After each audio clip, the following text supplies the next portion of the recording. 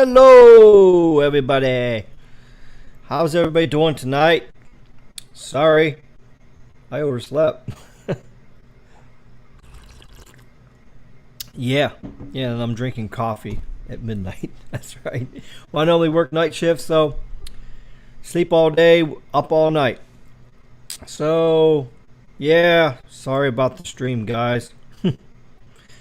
I wasn't sleeping very good today, and when I did find sleep, I just slept right through the alarm. Slept right through. So yeah, so I see some people was checking in on me earlier. Said, hope he's okay. Chase says, I bet he overslept. Yep, Chase, you hit it right on the nose there, buddy. Yeah, it says, okay, a bit worried. Do we have any assets that can knock on my door? Well, there's no need to knock on my door, you know. If it's my time to croak, I'm just going to croak, you know. That's it. Don't worry about it. If I disappear off the planet Earth, then I just disappear. That's okay. And then, let's see, who else was in here earlier? Let's see. Okay, there it says, sorry, I just woke up. Yeah. I can still do live stream, but taking cars to get ready. I'm ready. Yeah, still got 19 people here. What the hell, you know? So there's not 50 or 100, you know?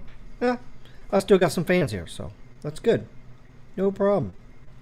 Yeah, there. Everybody voted, so to come back or no. So some people can't make it back. MS was here earlier. Just glad you're doing okay. The skunk apes didn't get you, so that's a good topic.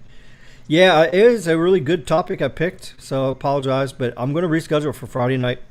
SMT goes live on Friday nights. That's his night. But I'm going to just talk with him and see if we can both do a double live stream. So either he goes first and I go second, or I go first and he goes second. So I set it up for 8 p.m. Friday night. I'm going to talk about the release 17, all the new features coming up for 5G for the standard, not Ricky's standard. The standard. So we're gonna work it out, because I traded. Normally I'm off Wednesday and Thursday nights, but I traded shifts, so I got Friday night off, and that's because I'm volunteering Saturday morning at a marathon. No, Ricky's not running in the marathon. No, that'd probably kill my damn ass. I'm too old for that shit. But what it is the marathon's going on in 7 Mile Bridge down there in Marathon. How's that for a marathon? Florida's having a marathon. Ain't that crazy? But yeah, there's a 7 Mile Bridge, and that's what they do. They run down the bridge, and so let's see who's going to win. But since I'm an amateur radio operator and I got radio equipment, they hire, or not hire us, but they have us volunteer to help out with communications. So every half a mile on the bridge, we have a radio operator that can talk back to the command post using our amateur radio frequency or repeater and everything. And we can get help faster if a runner goes down or something goes on like that. So yeah, so I'm volunteering Saturday morning, so we got to be there by 5 a.m. If I work till 6 a.m., I won't make it because it's an hour drive down there.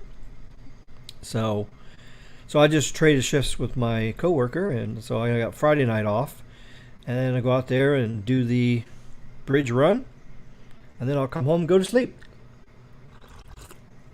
And then go back to work Friday or Saturday night. Yeah, there we go. So that's what I'm doing. That's the schedule this week. So sorry about that. Hopefully I can get sleep. Yeah, and I seen you guys talking about the stuff. Yeah, so yeah, as just, some of you know, I do have diabetes. Yeah, it's under control until the doctors start playing games with you. So, like you guys were saying, yeah, the doctor, you can't get a doctor's appointment for 3 months, and then the ones you go to, they want to screw you around, and it's crazy. They want you to come for 3 visits in 1 month, and then you have to pay $50 copay. So you want to pay $50 when they can do everything they want to do in 1 visit for $50 copay, but they want to make money off you, so off your insurance company. The insurance system today is just the biggest scam, and then they're raising the prices on everything too. So raising prices on insulin, all the pills, all the prices are going up, and we're paying more prices at the damn gas pump too. So I mean, it's just crazy, man. So yeah, so I haven't been feeling that good. I mean, I'm not in a dying mode or anything, but I mean, so my sugar is just a little higher. I'm only eating once a day, because if I eat twice a day, then the sugar would be too high. So I'm eating less to keep the sugar down, but gotta do what I gotta do. But I'm in the works of trying to find a doctor in Homestead up there. I don't want to really go to Homestead, but you know, gotta do what you gotta do. I'm trying to find somebody that's open that can get me in and out and all that, and then I can get my prescriptions done again, and then I can be back on track. Because before this crazy mess happened, my sugar was 100 every day, and normal sugar is 80 to 120. So if I'm 100, that's perfect. So But, you know, with the doctors playing the games, that's what happens. So, all right, let's see. Robert says, got us worried, bro. Sorry about that. Delayed or canceled? Well, today's delayed. So, yeah, I didn't want to let you guys down. So, at least I will come in here at midnight. We'll just have a fun session and just talk whatever you guys want to do. So, let's see. There you go. I already talked about that. Catching these more energy for the next stream. Yeah. Go back to bed, get some shut-eye. Well, I'm good now. I slept 6 hours, so when I finally did fall asleep at 3 p.m. today, yeah, so I'm good now. I'm all rusted up now, so I'm ready to go. Smiley faces and do a stream on Friday night. Yeah, there we go. Collector Rob says, all right. Let's see. I'll catch up in the chat. So now we're in the live chat here now. Well, that's still 10:34 there. Glad you're okay. Was about to tune in thinking I was late to the stream since I was busy earlier. Oh, okay. All right, and then we got Danny here. Hello, welcome to the channel. I heard of this channel through Sneed Mobile Tech. Yep, Sneed Mobile Tech is a awesome, great channel. Yes, and then because his channel was going on, Carlos and myself decided to make channels since, you know, we all got our thing. I do a lot of the technical stuff, explain the technology. Carlos is the speed testing king. He gets all those phones and goes out and tests them for you guys. Oh, and I do the drone videos. As you saw at the beginning, you know. Yep, I bought a drone from Carlos. And now I bought it. Yeah, I bought it. I didn't steal it. It's not fraudulent. It's not fake. It's real. Yeah, and yeah, it's sitting right over there on the ground. So, as the dumbass says that I never showed it on my live stream. Well, if he would stop being too lazy and go watch, I did show the drone on my live stream. I even showed pictures of me flying this son of a bitch. Oh my God, this guy's... That's crazy. Here, I'll even show you right here. Okay, so watch this. Okay, here we go. Watch. Look at that. Okay, you see that? Yeah. See, there's my Jeep. There's me standing next to my Jeep. And if you look on the sidewalk down there, there's the little orange helipad thing I got out there. I'm coming in for a landing, okay? So then I land, and as soon as it lands, of course, the camera, instead of pointing straight down, it tilts up. And look at who it is. There's Ricky with the controller in his hand, flying the drone. Yeah, that's just fucking crazy. Oh, he's going mad tonight. I don't know. Oh, Pinocchio. That's his name, Pinocchio. Every time he goes live, his nose gets longer. Yeah, when he wishes something else was getting longer. Oh my God, it's crazy. All right, so yeah, welcome to the channel, Danny. And let's see, starting soon, almost ready. What's the topic tonight? Well, we're not going to do the release 17 3 GPP 5G standard tonight because I'm not going to have that many people on. There's only like 17, 18 people on here, so we'll wait for that for Friday night where we get a couple hundred people on here. So tonight we're just going to talk about anything wireless, you know. Try not to ramble too much about the Pinocchio. Yeah, I really don't like talking about the Pinocchio, but boy, he sure likes to lie a lot. Hi, Josh. Baby Yoda's here. Don't forget to hit the like button. Subscribe. Yeah, let's see. I don't know how many subscribers. Like last week, somebody won a gift card, but guess what? There's no gift card going out this week. I didn't make it to 900 subscribers, so the only way we're going to get to 900 is if you guys share the stream with everybody and promote it and all that kind of stuff. So share it to your friends and your family, your coworkers, and all that kind of stuff. And then when we hit 1,000 subscribers, we're going to give away $600. That's right, $600. What do you guys think about that? Could one of you be the lucky winner of $600? Yeah, type in the comments if you won the $600 for my 1,000 subscriber giveaway. What would you spend it on? I bet you half of you probably say put it towards a phone, new phone. I bet you anything. So Yeah, if we would have made 1,000 subscribers on Samsung Day back when the S22 Ultra unpacking event happened, I was going to give my S21 Ultra away. I was going to give this puppy away. Yeah. Yep, I was going to give this thing away, but yeah, it's got the case on it. You really can't see the phone with the case on it, but yeah, I was going to give this away to one lucky winner, but we didn't. We had 3 months to get to 1,000 subscribers, but we didn't get there. So, and of course, people are calling me, "Oh, you're a fraud because you said you was going to give the phone away, and now you didn't, and all that." So, well, I set rules. I mean, it's my channel, my rules. I could do whatever the fuck I want to do. And the fact that I'm giving anything away in the first place is more than what a lot of channels do.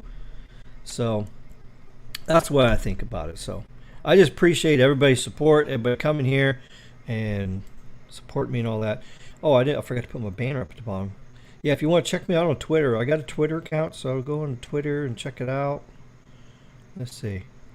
I usually post a lot of good stuff on Twitter there. So Bash Scump Mobile. That's T-Mobile, in case you guys didn't. Oh yeah, and also too, there's the link to PayPal if you want to subscribe and support. If you guys donate, I'm just going to turn around and give it away anyways. So it's not like I'm begging for money or I need money or I'm a broke bitch. I mean, like I said on last live stream, I bought my amplifier from my amateur radio. That was like $2,700. So I bought the drone for $1,000. So, I mean, I'm not a broke bitch, like Pinocchio says. Pinocchio keeps saying that. Hello there, MS. Nice to see you. Chain Fried's here. Steven's here. How you doing there, Steven? Ryan's here. He's here just about every week. Yeah, I'm okay. I just overslept. No problem. I didn't kick the bucket. I didn't croak. Pinocchio didn't send any thugs to kill me or anything like that. So, although he's threatened to do that. Yeah, he even threatened to have the SWAT team come and get me too. So, well, what you don't know is I'm friends with all the guys on the SWAT team. So even if they got called there, they would call me on my phone and say, "Hey, Ricky, you all right? We just got a call that there's some no, that's just Pinocchio over in Trenton trying to SWAT people." It's crazy. Hello, Santiago. What's up? Yeah, the topic tonight, we're just going to talk about whatever you guys want to talk about. I think everyone has oversleep at least one point. Yeah, exactly. So, I mean, I've never missed a live stream yet, right? So, I mean, what's the problem with the first time there? So, yeah, shit happens, EM Tech's here. I sent you the link, EM Tech, if you want to pop on the stream. So, yeah, if some of you want to come on here, the live stream, yeah, you guys can come on here and join me and stuff. So, of course, I'm only going to, send a link to people I trust, because, there's so many trolls and Pinocchio followers out there. So I just got to be careful who I share it with to have them come on here and stuff. But yeah, if you want to come on the stream here and say hi, just let me know. I might send you the link. Joshua's here. I work till 11 p.m. Glad to catch a live stream. Well, there you go. Well, Carlos goes live just about every night, and it seems like there's a bunch of you guys on when Carlos is live. So, I mean, why can't I do a live stream too? I know most of the West Coast people would love it me being on here right now at midnight because it's only like in the evening over there. So, Robert Lingo's here. Oh yeah, having some Dunkin' Donuts hazelnut coffee. Yes, that's right. Dunkin' Donuts hazelnut with coconut cream and French vanilla cream. Yeah, the barista. Yeah, just call me a barista. That would be awesome. He said amateur radio. Yep. I'm an amateur radio operator. Yeah, Caleb has his license too. Caleb comes on here sometimes. And then Carlos is actually studying for his license, so that's pretty cool. And then Chase, my friend Chase that was on here earlier this evening, he's an amateur radio operator too. So there's a lot of people getting it. So what I'm going to probably do coming up in the next couple weeks, I'm going to actually do amateur radio as a topic here on my live stream. So I'm going to explain what it is, why you should do it, and show you how to study for your test and get involved and all that kind of stuff. And there's a lot of great benefits of it. So yeah, we'll probably do that. Do a future live stream and we'll talk about amateur radio. I mean, it's considered wireless tech. I mean, talking over the radio waves. Oh yeah, and I forgot to tell you guys, the sun had an explosion yesterday. While I was up today, when I wasn't able to sleep, I was on my phone and I seen the alert. There was an X1 solar flare today. It spewed out a bunch of shit from the sun today, and it's coming towards Earth. It'll be here in 3 days. When it hits Earth, it makes a thing called Aurora Borealis, which is called the Northern Lights. So I don't know if any of you have seen Northern Lights before, but it's pretty impressive. I've seen it one time. There's a big X flare that happened, and I was in Ohio taking care of my mom, sick and dying from cancer, and I got to see the Northern Lights one night. It was 3 o'clock in the morning, and I was sitting there. Of course, it was like 20 degrees outside in the wintertime, but I was watching it through the window because it was too cold to be outside. So, but it was red and green. It was dancing all over the sky, and this was in Ohio. So here in 3 days, if any of you guys are in Northern California, Utah, Wyoming, Nebraska, Iowa, Ohio, the East Coast up there, New York, New Jersey, Maine, all them states over there, you're going to see the Northern Lights in a couple days. It's crazy. So it's a X 1.3 is what level it was. And then also the sun's been spewing a bunch of M class, because you got 3 classes of flares. A C class is a weak one. M class is a medium wave or medium flare, and an X flare is a major flare. So that's pretty good. Maybe I'll even do a topic on the space weather too. So I mean, because all this stuff has to do with propagation on radio waves and everything. It doesn't really affect cellular frequencies that much. The cellular frequencies don't get affected as much. The only ones that would really affect is 700 megahertz and 800, 700 and 800 megahertz. There's a chance that can affect the propagation on that a little bit, but it's very, very minimal. So you don't have to worry about your stuff's not going to quit. If there's a big enough Earth-directed X flare, it could bring the whole power grid down. So that's the other concern too. So, but I don't think this X1 is going to bring any power down. So it shouldn't be that strong. So the geomagnetic storm should be G3, I think. It would take a G5 to bring everything down, I think. So, what town am I in? I'm in Alamorada, Florida. That's where I'm at. I'm in Alamorada, Florida. That's where I'm at, down here in the Florida Keys. Of course, the Pinocchio says I live in a nursing home up in Fort Lauderdale. That's what he says, but okay. Verizon C-band deployment. Yeah, as you saw in the drone video, that one tower I showed, you can see the antenna on there for N77. And yeah, that site is actually on now. So it's actually been turned on. No one man's here. Hello there. Bobby Carroll. Let me get through these comments here. You guys are talking like crazy. Holy cow, I got 25 people on here at midnight. That's just crazy. Thank you guys for showing up. Bobby Carroll says, hi, how you doing? I'm doing good. Aaron's here. Would you recommend getting a hand license? Absolutely. The one nice thing about having an amateur radio license is for emergency backup, and you can actually donate your time, volunteer, and help out, like if there's any communication failures and all that kind of stuff. So, and what's nice about that too is you have backup communication. So if you're driving in your car and you drive in an area where there's no cell phone coverage, like in your rural America where there's nothing there, and you come up on a crash, people's in the car, they're dying, right? Just crashed their car and they're dying. You can call 911. There's no cell phone service. But guess what?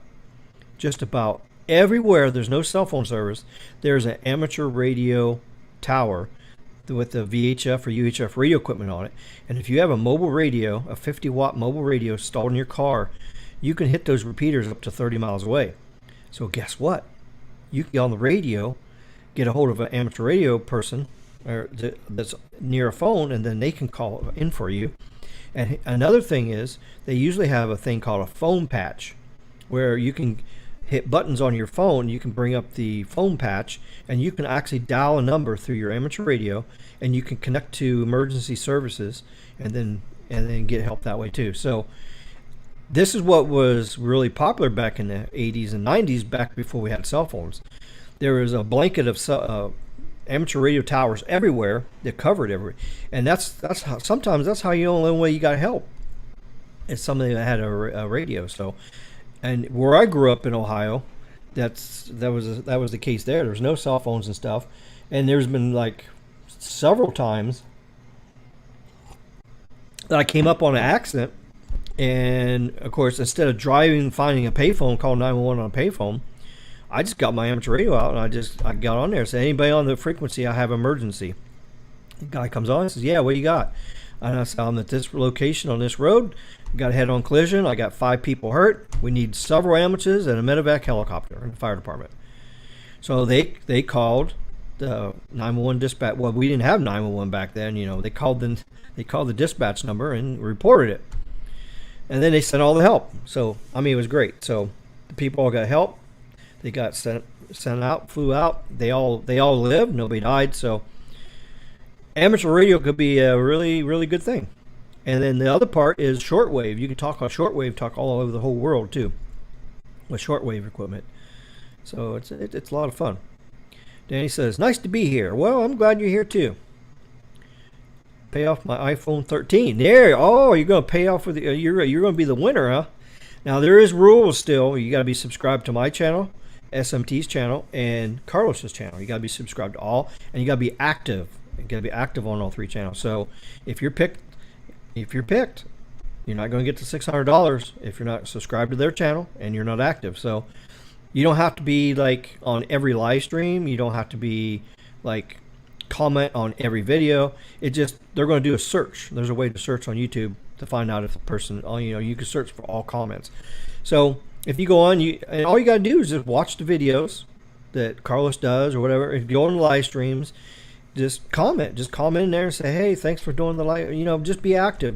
Just watch, be active, and you could be a $600 winner. I would buy a new scanner.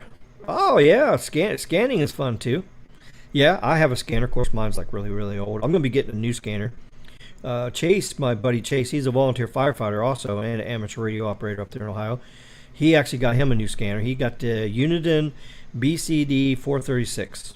So he got that scanner and he loves it. So he was actually, when the live stream was supposed to start at 9 o'clock, he was actually listening to the sheriff's department trying to find a guy that supposedly kidnapped somebody. So yeah, if you got a scanner, you can listen to a lot of the good stuff, the fire stuff, the police stuff, and all that. And it's good to be situation awareness, know what's going on. You know, when you hear the sirens go by, everybody says, oh, I wonder where they're going. I wonder what's going on. Well, if you got a scanner, you know that. So yeah, it's pretty nice to know what's going on in your area. And if a crash happens when you're going down the road, then you know up ahead the traffic's going to stop. So then you can just pull over and get some coffee or get some dinner and wait for the traffic jam to clear up, and you can do all that stuff. So Anson's here. How you doing? I'm new. I've been watching SMT, learning some good stuff. Verizon employee for 17 years and still learning. Verizon employee. Well, that's awesome. Well, congratulations on working for a good company. I think Verizon is the best carrier out there. I think they are. They are a little pricey, but I'll tell you what, they know how to build a network. Their customer service is pretty good. I mean, there's some instances where you have problems, but out of all the customer service I've ever dealt with, I've had the least amount of problems with them. And usually I'll never have to call in because their network is just so solid. And now with the real 5G coming out on N77, it's going to be a game changer. When they get N77 deployed nationwide, it's lights out for T-Mobile. They are going to crush and smash them. AT&T, of course, you know, they're going to do their nationwide N77 as well. It's going to work really good, but they're not going to have as much bandwidth as Verizon. So, but still, they're going to have a pretty good system as well. But AT&T is kind of hard to, you know, deal with, you know, because they have phones, has to be whitelisted. You have to do everything proper with them, and AT&T is just very difficult to do anything with. Customer service sucks too. So, I mean, the service is okay, depends on where you are, but my hands off to you. You're working for a very, very good company. 17 years, must be a good company if you're still there. Stream is lagging a bit. I don't know what's going on. I restarted my modem. I restarted my router and all that. I do see the little symbol up here. It shows the little symbol up here that the connection's not that good. So I don't know what's going on. I mean, so my only thing is it's Comcast. I have Comcast cable and it sucks ass. So if it's lagging, I apologize. It's Comcast's fault. There's nothing I can do about it. Now, Moose told me that AT&T Fiber is coming to my house next year. So as soon as AT&T Fiber comes, I am dumping Comcast. If I won 600, I might buy a drone or pay off my phone. There you go. There you go, guys. That's good. The sun is undefeated. Yeah, that's true. Oh, speaking about the sun, if you look at behind me, you know, I got my green screen up. See behind me, my green screen. See that picture I got overlaid right there? I took that picture from the drone while I was at work Sunday night when the sun was going down. So it was the ocean was, there was no wind. It was just, everything was smooth as glass out there.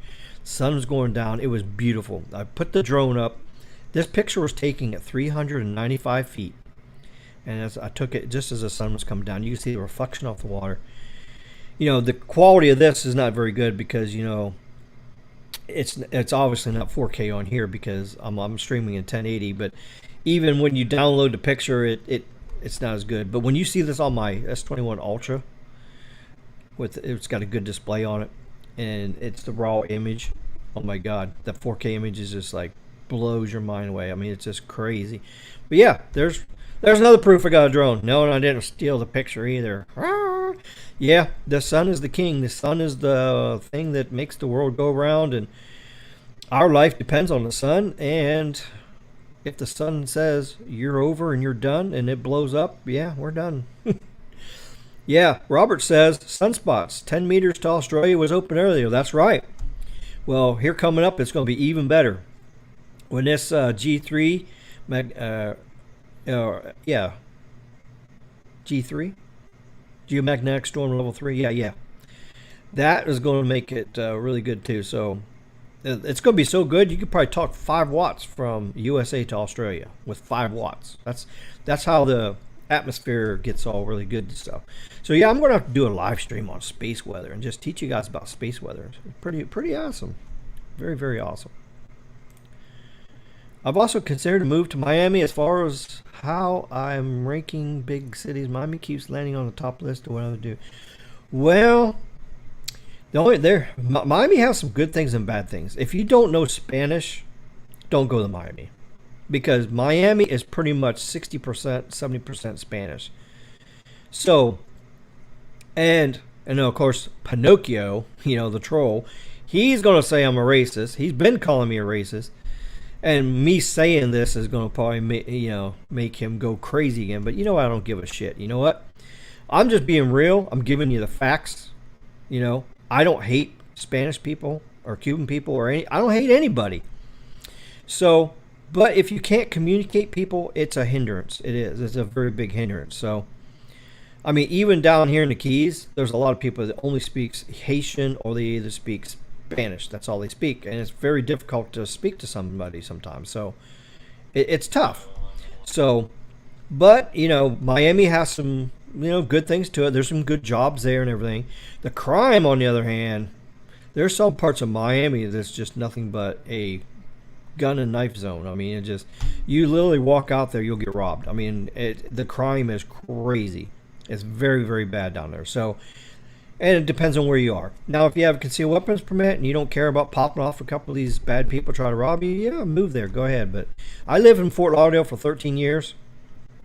They tried to rob me 3 times in 13 years when I was in Fort Lauderdale. So when I left West Virginia and I came back down here to South Florida, I came to the Keys. The Keys is awesome. We have an awesome sheriff's department down here. It's very safe down here. Very safe. And there's jobs down here. There ain't very much housing. Housing is expensive, but I would rather live in the Keys than Miami any day. So, who's the best carrier in Miami? Well, it was AT&T for the longest time, but now the N77 is being deployed. Verizon is actually coming back. The congestion is being relieved big time. So, right now, I'd say Verizon's got the best coverage. They got the best coverage. They got the best reliability. You know, who cares about speed? Just like I said on previous live streams. It's time to content. When you click something, how quick does it come on your screen? Do you have to sit there and wait a minute like what you do sometimes on T-Mobile? Even though you get a speed test saying, oh, I got 700 down. Well, it doesn't matter if you have 700 down if it takes a minute for your shit to hit your screen, you know? It's just crazy. And you can't live stream with the stuff. I mean, I tried to live stream many times with T-Mobile, and I can't do it. I can't. The Spaces on Twitter, I tried to do it on there with T-Mobile, couldn't do it. So, you know, I disconnected that T-Mobile line I had. So everybody said, because they told me, well, you haven't had T-Mobile in 2 years. Maybe it's better. Maybe you should try it again. So I did. I tried it again, and it still sucks. So Verizon customer service is horrific. Well, I guess it depends on if you're prepaid or not. Now, if you're prepaid, yeah, you get the people overseas helping you out, and some of them are some flat ass dum dums. I'm telling you, when you talk to them people overseas, they don't live here, they don't know nothing over here, and they're not trained very well. But if you're postpaid or business account in your Verizon, you get the premium call center. You get the call center here in the USF with people that are very experienced and all that kind of stuff. So. Hello, Aaron. Is it Aaron? Evan. Just started watching your channel. Well, thanks for watching the channel here. Welcome to the channel. And if you want to watch some of my past live streams, I got a bunch of live streams, lots of different topics in there. So just go through the channel and just watch some stuff. Have a lot of good episodes. We have fun, laugh, and everything like that. Have a great time. Let's see. Well, a lot of police have gone to encryption. Unfortunately, that is sad. Yeah. Well, the whole purpose of it, the encryption, is to keep the criminals from listening. But when they do that, they're also keeping the good guys from listening. So the people that wants to know situational awareness. One time I was in Fort Lauderdale. I was in Fort Lauderdale, and I was listening on the scanner, and they Bank of America got robbed, and they had this description of the vehicle. And I said, oh, that's cool. So I was going down, and I look over to the convenience store, and guess what I saw? I saw the vehicle that just robbed the bank. So I called 911, called in. I said, hey, your bank robbery vehicle is at this gas station. They go, well, who is this? And I go, I'm just a plain citizen. I'm just driving by. Well, how do you even know that happened? And I said, well, I have a scanner. I was listening. I heard the bolo. Do you want the information or not? Do you want to go get the bad guy? Or you want to sit here and argue with me, And then finally they said, yeah, give it to me. So they give it. They broadcast on the radio. Next thing I said, all blue lights coming all over the place. And they got there and they arrested the guy and he's in jail. So, and back then I was a private investigator, so I was actually on my way to work doing some investigation calls for insurance fraud. So yeah, and that's another reason why I had a scanner, because if I'm doing surveillance somewhere, and somebody calls in on me as a suspicious person, I want to know, so that way I can just kind of like leave, because I don't want my cover blown. And of course, we still have to call in and say, hey, I'm an investigator, I'm doing surveillance in this area. But we try to do that way they know, so they don't send a cop out there to blow your cover and stuff. So yeah, though, fun times back in the day. But yeah, encryption is really, really making it tough for hobbyists and people that want to know what's going on around for safety reasons. Ryan says my average hold time is an hour, and lately no Wi-Fi calling seems to connect with any Verizon line I have. Oh shit. Well, I'm sorry you're having them experiences. Ryan says, si habla español. Yeah, I don't know no Spanish. I'm not going to learn it either. Doesn't make me a racist, though. I just don't want to learn it. So, just like I don't want to eat sardines, even though the Pinocchio sends me sardines, so on the pizza. Oh, gosh. I wonder where Carlos is. Carlos must be taking a nap. I figured he would jumping in here, but I guess he didn't. Not much, but enough to get by there. Yeah, that's true. Well, I mean, if you have the translate thing on your phone, you can actually speak. But I have it on my phone. The only reason I have it on there is for emergencies. So if I need to speak to somebody in another language in emergency, I'll do it. But just for any other thing, no. Forget it. Verizon is great as long as you do not have to call in. Sadly, the network isn't that level here, and hasn't been for years. T-Mobile didn't have the needed coverage, so I guess I'll have to try AT&T. Well, there you go. AT&T has a pretty good network across the country. They have growing pains just like everybody else, where they have a high market share. They have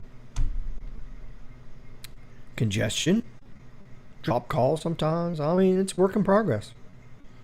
I mean, hell, we haven't even got a really good nationwide LTE system yet for for the country, and then they'd say, oh, we're going to go to 5G. And then what do? They upgrade the low band shit to 5G. And I said, well, that's just plain ass stupid. You don't get no benefits from that. So, also, St. Louis is way more dangerous than Miami. That city's a war zone. It is. I got offered a job there once, back in 1994. Yeah, 1994. I was looking for a career path. I just got done with my paramedic school, and I was got done with the fire academy. So I wanted to go. I wanted to be a full-time firefighter. Is what I was going to try to do. St. Louis was one of the places that wanted me to come there, and I did some research, and they had a residency rule. You had to live in the city, and I said, no. I'm not living in the hood to be a firefighter. Nope. No can do. So I ended up going to Louisiana. I actually went to a private ambulance company, Cadian Ambulance, down in Louisiana. So I was paramedic full-time there, and then I just joined a volunteer fire department where I was living at. So that's what I ended up doing after all. So that was in 94. I moved to New Orleans. So crazy times. And New Orleans was crazy. It's like, holy crap, you know.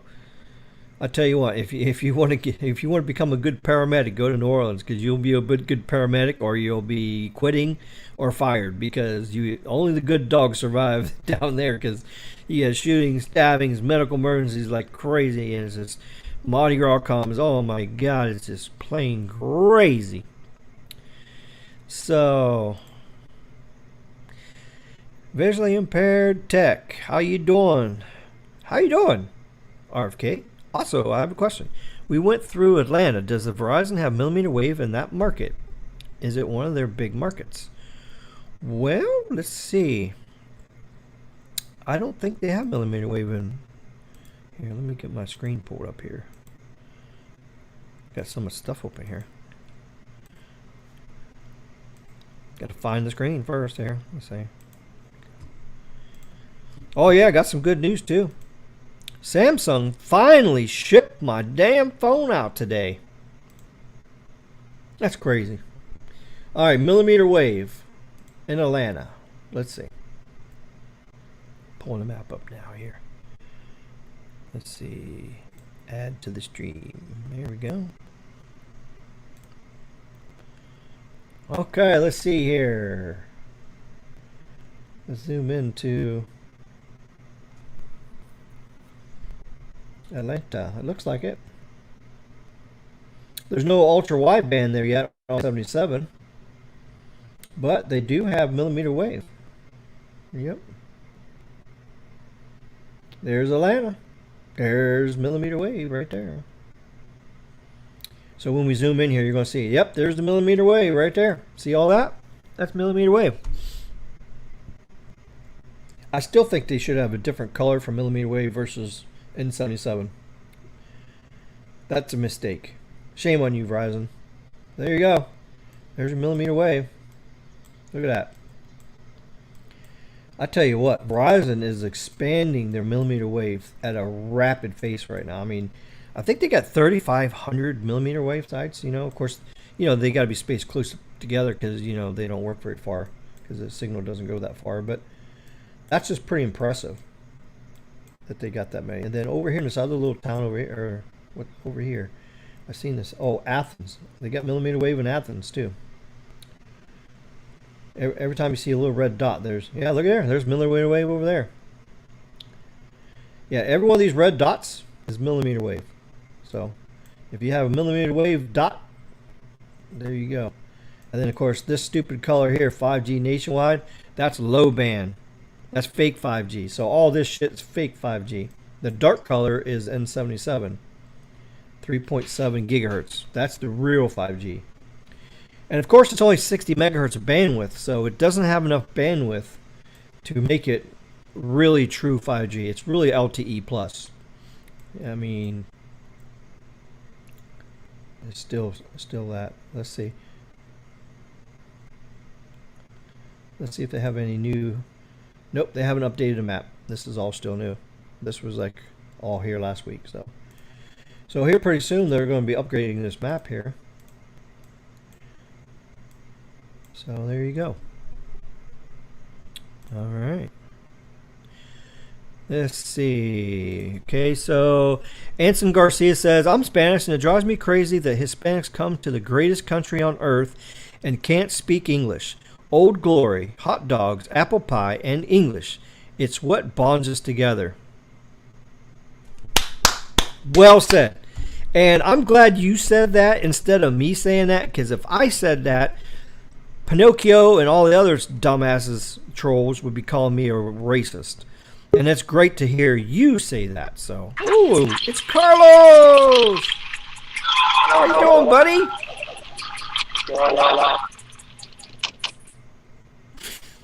Look at there. There's a magenta skunky right there. That's the cutest little thing there. But yeah, I agree, Anson. I agree with your statement 100%. So, yeah, I agree. Honestly, I wish the U.S. had developed their own language. To be honest, English is the main language because of the colonies and the Brits who kicked us out. Yeah, well, yeah, I'm kind of glad that we're over here we're not over in UK. I actually can't stand UK, so I guess now the Pinocchio is going to call me a racist now because I say I hate British. I don't hate the people. I just hate their culture. That's what I don't. They talk funny, and all their wording's all crazy. So it's almost like a different language over there too. So. I just can't stand the British accent. Now the Australian accent, I can handle that, but the British accent, no. Especially when they start saying wanker and all that kind of stuff. It's crazy. Santiago says AT&T actually has pretty good coverage down here in Louisiana. Yeah, AT&T's not too bad over there. What is the reason 5G on low band is not good? Is it because you can't do high order QAM, or is it because you can't modulate as much data because there's less peaks and troughs in the low frequency? Well, it's simply because 5G is hardware upgrades. What they did with low band is they just updated the icon and the software, which only gives you about a 2 or 3% gain in any kind of efficiency. Where you get your main efficiency is wide channels. Low band has narrow channels. You have to have wide channels. So like when N77 is done with Verizon, they're going to have over 200 megahertz of bandwidth. That's where you get your capacity at. That's where you get your speed at. And also, they use massive MIMO. It's called multiple user massive MIMO. And that's what gets you the beamforming, the faster speeds, lower latencies, and all that. And you can get a 30% gain in coverage, speed, and everything when you do everything right. When you get the proper backhaul, you get the proper massive MIMO, and you get the proper bandwidth. When you get all that stuff done, that's where you get real 5G. And then once we go standalone, which means we get rid of all the LTE shit that's connected to it, then your speeds are going to really go good, and then your pings are going to really come down. Because ultimately 5G is lower pings. That's the whole purpose of it. Faster speeds, lower pings, more reliability, and all that kind of stuff. So, yes, and just check out some of my past live streams because I've actually talked about this exact topic here on a couple of my past live streams. And of course, when we talked Friday night on release 17, the new updates, there's some new updates to massive MIMO that I'll be sharing with you guys. So it's getting good, but yeah. And also, you can't use massive MIMO on a low band tower because the antenna would be the size of a car. You can't hang a car on the side of a tower. It'll fall down. It can't handle the wind load. It can't handle the weight, all that. The antennas have to be compact. So in order to keep the antennas compact, you got to go higher in frequency. So mid-band is the magic right there. You get the best propagation. You get the low enough frequency where you can keep the antenna small. And that's mid-band is what's going to make 5G happen. And then ultra-wideband, which is, well, the original ultra-wideband, the millimeter wave, those are really high frequencies. Those are like gigahertz. And I just did a live stream last week on the frequency band. So I explained all the low band, mid band, high band. I just did that last week. So check out that live stream. I really talked a lot about the frequency bands and how they work and how they propagate, which ones can be 5G, which ones can't be. And also mid band LTE stuff can't be 5G either because there's not enough bandwidth. In order to use massive MIMO, you have to have high bandwidth. If you got a 20 megahertz chunk of band 66 or band 2 on mid-band, you can't make it go on massive MIO. There's not enough bandwidth. it doesn't work properly unless you have a lot of bandwidth. So that's why N41, N77 is really the only ones that's going to work for massive MIMO. That's it. Oh, N48. Can't forget about that too. Although that's a lower powered, that's more for capacity and fill-in and stuff. So, all right. So let's see. I would rather Verizon just go ham on 77. Millimeter wave isn't an answer for everything, but it's an urban high density use at stadiums, airports. Verizon should back burner millimeter wave until. No, well, I see what you mean, Ryan, but I disagree with that because the urban areas is one of the most used areas, the high capacity area. You get the most people there. Millimeter wave is important. A mixed overlay of both at the same time is what's going to do things. So Verizon has lots of money. They got a lot of capex. They're able to do this. They're rapidly deploying N77 and they're rapidly deploying millimeter wave at the same time. So it's just only going to get better day by day. It's going to be good. But no, millimeter wave should be on forward. Yep. Ryan says, looks red to me. Yep, looks red to me. Okay. All right. Low band 5G can't do manual. That's the main gap. Yep. We are getting 20 megahertz from AT&T at the end of this year. I believe D and E block. Oh yeah, for N77, yeah. Right now, AT&T has 8 markets, I believe. 8, maybe 9 or 10. I don't know if they've added more stuff, but AT&T is adding stuff everywhere. So there's a shortage on equipment for them for the N77 stuff. So like in Chase's case, they're actually doing his tower. What I should do is pull up the pictures from that. Yeah, I got a picture from. Let's see if I can do that. Let me show you a tower in progress here. Let's see. Okay, let me find an overlay. Okay, add an overlay. Okay, let me find a picture here. It should be synced up with my Dropbox. Let's see.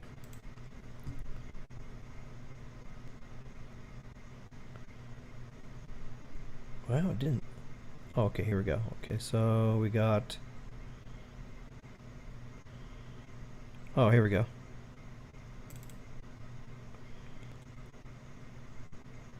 Check this out. There's no N77 going up in this brand new tower. They probably don't have the equipment.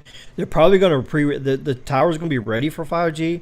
It's going to be ready for N77. It's going to be pre-done for everything. It's just they're going to have to come back later with the radio and the antenna later on and go up the tower and just plug it in, and then it'll be turned on.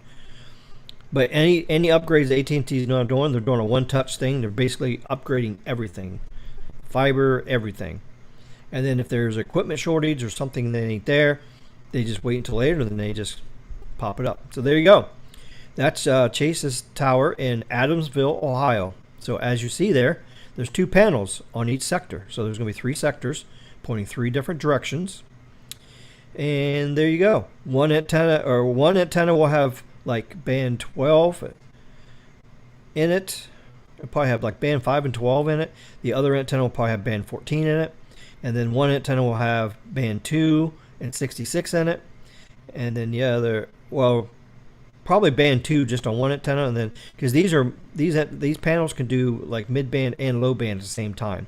So what they'll do is they'll mix low band, mid band in one, low band, mid band in the second one. Is how they do it. Because these are Nokia antennas here, so this is Nokia stuff. So that's what's coming up in Chase's area. So let's see. I think there's another picture here. Let's see. I can't remember. I know I got that picture. It should have linked up the rest of them.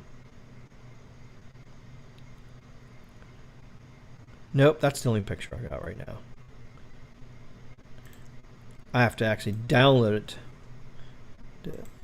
Download it on the Dropbox to get it. Oh yes, more bandwidth and MIO makes perfect sense. Well, there you go. Aaron says in areas where Verizon has millimeter wave and N77, you don't know what one could be connected to in a market with both. The main way you can tell is with a speed test. That helps. Yeah, there's several different apps you can use out there too. So And also too, you know, maybe I'll do the live stream coming up in the future and talk about apps, network apps that you can use on your phone. And we'll talk about how to do the service mode on Apple and Android, and maybe we'll have a whole session for that one time. So yeah, just trying to think some topics to do for you guys in the future to just help you with, you know, learn more about wireless stuff and everything. So more and more I'm thinking millimeter wave will be useful for 6G. It has a lot to be done to get way better millimeter wave coverage, including massive investment in fiber. Okay, so here I've talked about this on some of the previous live streams as well about 6G. I give you guys a sneak peek. Basically 6G is going to be the next step in density. So basically you're going to take, you know, you have LTE, which had a backbone on low band and mid band. Okay, towers were spaced far apart. Okay, now we're going to 5G. Now the density is increasing. So now we got millimeter wave increasing the density, and we have mid band going to increase the density. So mid band and millimeter wave is the key for density in 5G. The next step is 6G, and it's further density. That further density is going to be your phone is going to be a cell phone tower. Basically, it's going to pick up the signal, and then it's going to repeat it. So it's going to pick up from a nearby car, house, building, tower, whatever, and it's going to rebroadcast it. So your phone will be smart connecting to. It's going to be like an AI mesh network almost, like kind of like the Wi-Fi router, you know, that Zeus has. It's called artificial intelligent mesh. And it's a smart mesh network is what it's going to be. So you're going to have macro sites on towers and rooftops, small cells on telephone poles, street poles, and stuff like that. Next, you're going to have pico cells that's going to be in your car. So they're going to put a cell phone tower in your car. It's going to pick up the other stuff and rebroadcast it. It's going to be like a node. So your cars and your phones are going to be nodes. So basically that's what they're going to do. They're going to pick up the signal, rebroadcast it. And that's where 6G is going to be. It's going to be a further densified network so that everywhere you go, there's going to be service. It doesn't matter if you go in a basement because it's going to daisy chain. It's going to go from the macro site to the small cell. It's going to go to a car that's parked outside. Then it's going to beam it over to your phone. And then it's going to beam it downstairs to the phone down below you. And keep it's just going to be a daisy chain. So that's what it's going to be. That's what 6G is. Plus, they're going to be adding new frequencies. They're going to be even higher gigahertz. So instead of 24 or 25 gigahertz, they're going to go up to like the more like 50 gigahertz, 70 gigahertz, the terahertz band. Yeah, and all that. So I didn't really talk on the live stream last night about terahertz frequencies too much because, you know, that's in the future. It's too far out. We're at least 15 years out for 6G. I mean, it's a way. Even though they're starting working on the standards and stuff, but it's a ways out. Higher frequency, smaller antennas. Hadn't put that together. Makes sense. There you go. Also, the cost of millimeter equipment has to drop exponentially like 10 times. Yep. The cost of everything. And that's what's making a challenge for all these carriers. The prices of everything's going up. Diesel's going up. You know, the cost for everything's going up. So the capex that they have to do this many tower sites upgrades is going to shrink because now some of that capex is going to be over budget because of transportation costs and pricing increase unless they locked into a contract. If they locked into a contract price, then, you know, they'll still get at that price. John, how you doing? I record emergency vehicles responding and I want to catch them, but you know everything is encrypted. Yeah, that's what makes it tough. Well, that's pretty cool. You must have one of them channels. I've watched a few YouTube channels with responding emergency vehicles and stuff. So what state are you in, city that you usually get stuff in? So I bet you're probably up in New York, around New York City, probably. Chester just got new AT&T FirstNet towers. To be honest, they have the most modern equipment, which makes the sense because Illinois is a primary AT&T state. Yep. Is AT&T, as an AT&T, has all the fat state government contracts there. Yep. Contracts, man. Well, you know, FirstNet contract is what making AT&T really expand really, really fast and everything. So It's that government money, man. And look at Verizon. Verizon's not getting any government money, so they're doing it because they charge more. They charge more so they can invest in the network more. And that's why T-Mobile's struggling. You give them away free phones, you get cheap phone plans. They're not making that much profit, so they can't build their stuff out very fast. So I mean, that money is the main problem to T-Mobile. They've been building LTE for years and years and years, and they're still way behind. Way behind. The urban areas are starting to catch up a little bit, but they still have lack of bandwidth, well, the bandwidth's getting better with N41, but backhaul is their main issue, and density is their issue too. But urban areas are getting better. So the physics with frequency and antenna size. I forgot the physics on it. Yeah, that's right. Antenna has to be a certain size based on frequency. So you say put in so many antennas in a panel to do MIO has to be higher frequency.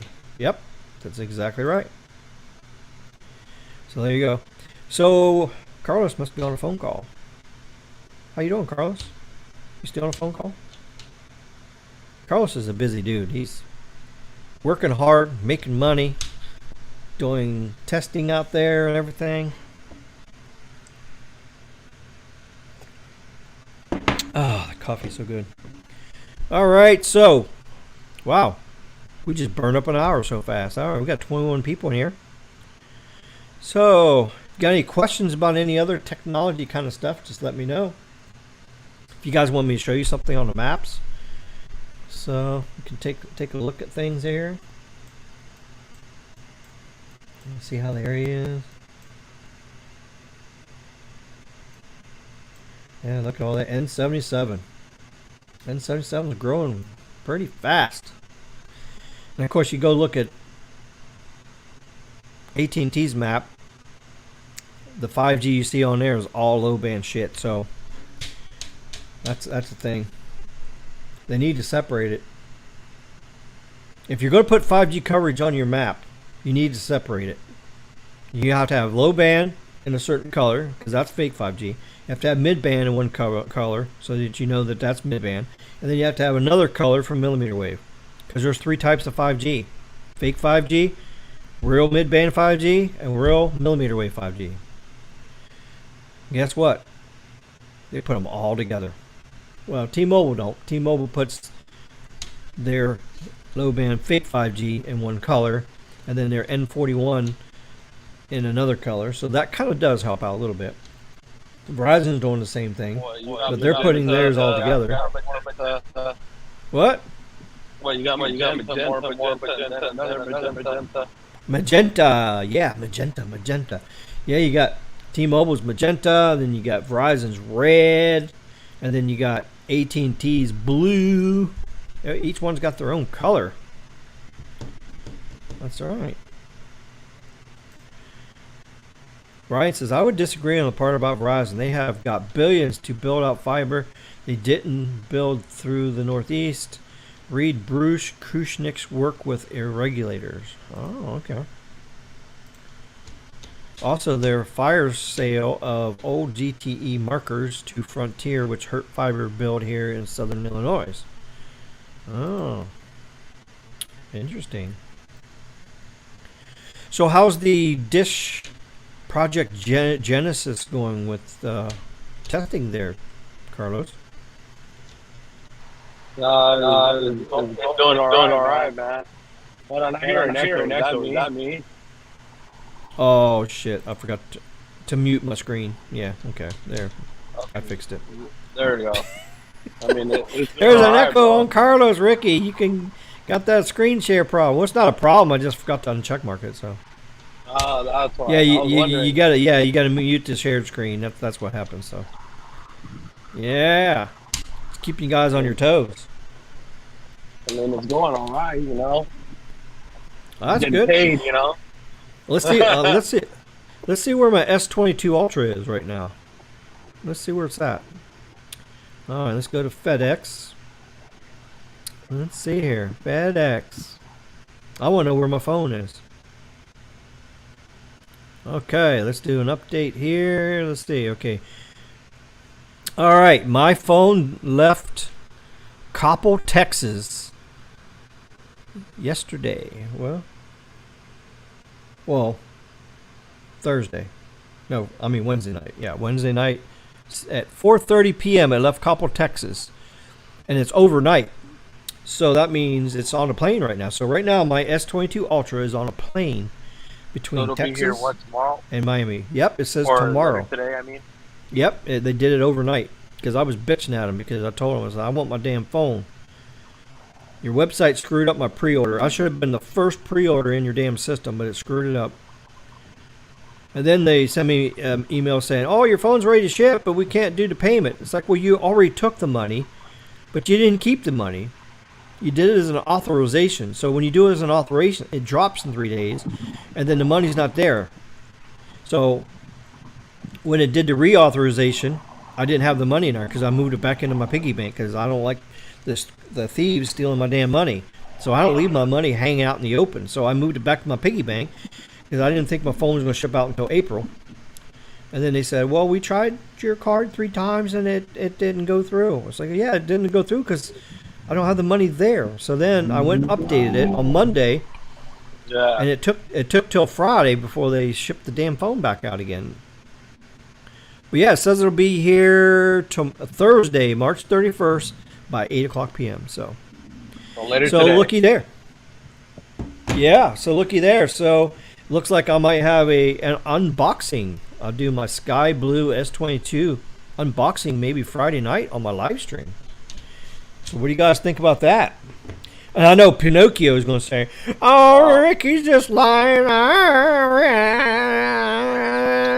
Hey, so fuck Pinocchio. So I can't talk too much about the dish just because I'm on the NDA. Plus I'm employed by the company now. But I can. Oh, so that means Pinocchio can't say you don't have a job and you're a broke bitch now. Well, I don't care, bro. I'm retired.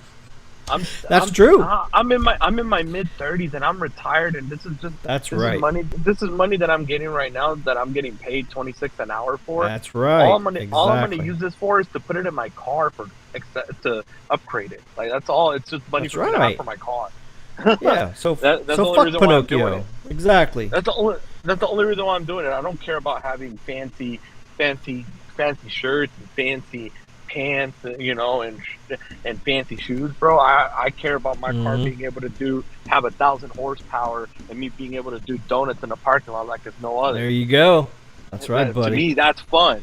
Like everybody else has their own theory of fun. Yeah, that's my theory. That's right. Of fun. Some people's theories is buying clothes. Some people's theories is buying tech. Some people's fun is playing video games, or going and playing basketball. Everybody has their own flute. Or playing the skin flute, or taking it in the ass with no Vaseline. But that's their preference, bro. So it's America. You can do whatever the hell you want to do, right? Exactly. My preference is to live my life a quarter mile at a time, and that's what I like. That's right.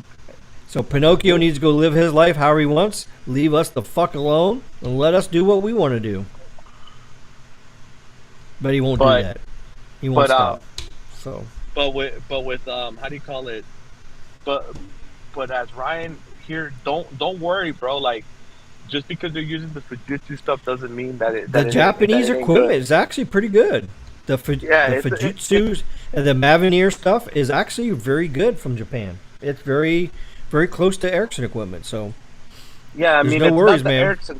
It's not the Ericsson standard that we're used to here, because of course, we're America.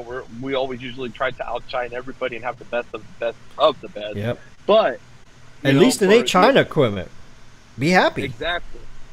That and two, it's performing better than what you guys think. I'm gonna just say that much, and there you go. I'm gonna say that there is service in more areas than what you think, and the roaming agreements are more intensive than what you think. AKA, there's a little carrier that has the color of the Red Robin that might be involved soon in the roaming.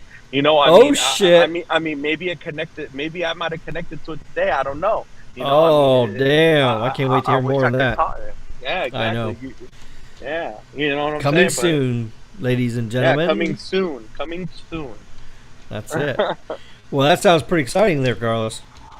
Let's put it this way. Dish will be like having a presidential SIM card that the president has.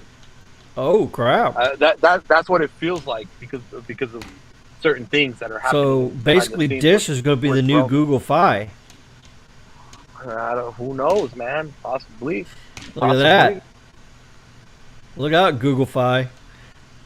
Well, the biggest issue with Google Fi is they use skunky PU, skunkadoodle doo. Well, these guys do too. Yeah. Oh, damn. Yeah. Uh Yeah. oh. Yeah. Yeah. You know what I mean? They Oops. do too. Yeah. Oops. Yeah. I saw that today. Ryan says, and also hope Charlie is willing to spend because if he doesn't, they will be skunk. Yep. Very Um, true. the Ryan. The Hi, roaming. Dennis. Oh, what up, You're Dennis? streaming late tonight. Yeah, yeah. I woke up late, so yeah. So the roaming. He's asking about the roaming. Let's just put it this way. It's not Sprint, and it sure as hell not T-Mobile with their 200 Yep. MB limit. Let's put it that way. Yeah. You're going to be very impressed with it. It is That's pretty awesome. Yeah, yeah. You'll be very impressed. Let's put it that way. Well, that's pretty good news there.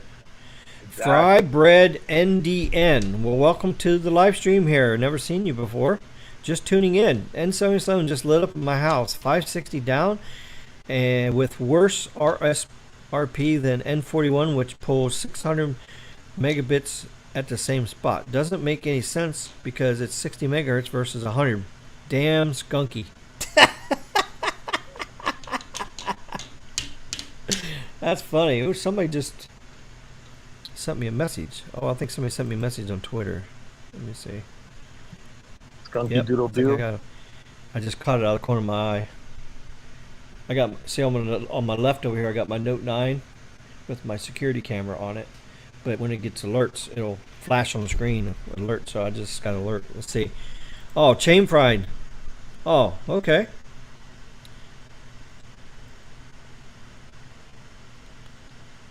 Can you discuss this? New York City 5G ODAS is here. Oh, it's like millimeter wave small cell. Okay. But yeah. You know, like crazy times. Crazy time. Yeah, bro. I'm surprised that I'm The home new New York right City now. 5G ODAS is here. ODAS. What the hell is ODAS? That sounds kind of funny. ODAS is an outdoor. It's an outdoor DAS system. Like outdoor. outdoor? Basically, yeah. That doesn't make any sense.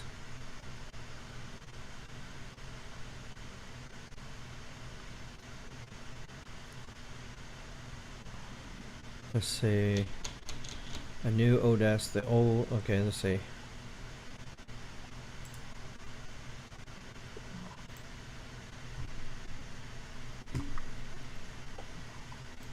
I am looking it up here. Sure.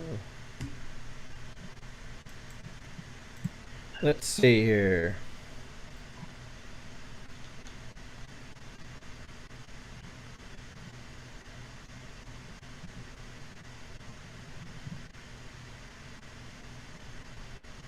Pole top reservation. Well, I don't see it. I just clicked on it and it's not here.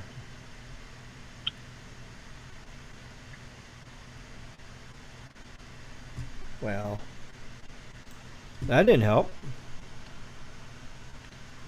So what? I mean, what do you think? So I was watching this video, bro. So okay, so it's publicly available on Dish's channel, Dish Wireless on YouTube, and it was on February 22nd. Yeah, Okay. I think it was February 21st, 22nd. Charlie was here in Vegas. They were doing some sort of interview. You know, like it was at this wireless convention thing, and basically Charlie was saying that he was waiting on what's going to happen with the auction of this 41 auction coming up, Oh, okay. to see about, like what how it's about or whatever, to possibly join. How do you feel if they actually, if they did, let's just say if they did join, how would you feel about that? Like if they're going to be bidding in that, do you think they would bid to win, or they would just bid to rise up the price for T-Mobile I think for they're all the gonna BS? cock block them. I think that's what I think. Because I think Charlie is pretty. I know the way, I mean, you know how he is, man. Like Oh usually yeah. when he thinks of something, he will fucking take it to the bank. Usually. Uh huh.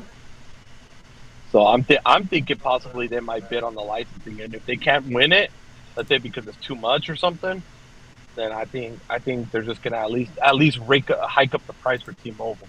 So then they end up Oh yeah. paying a lot more for it, for stealing their cut, for stealing the Boost customers. When Yeah. that shit was happening.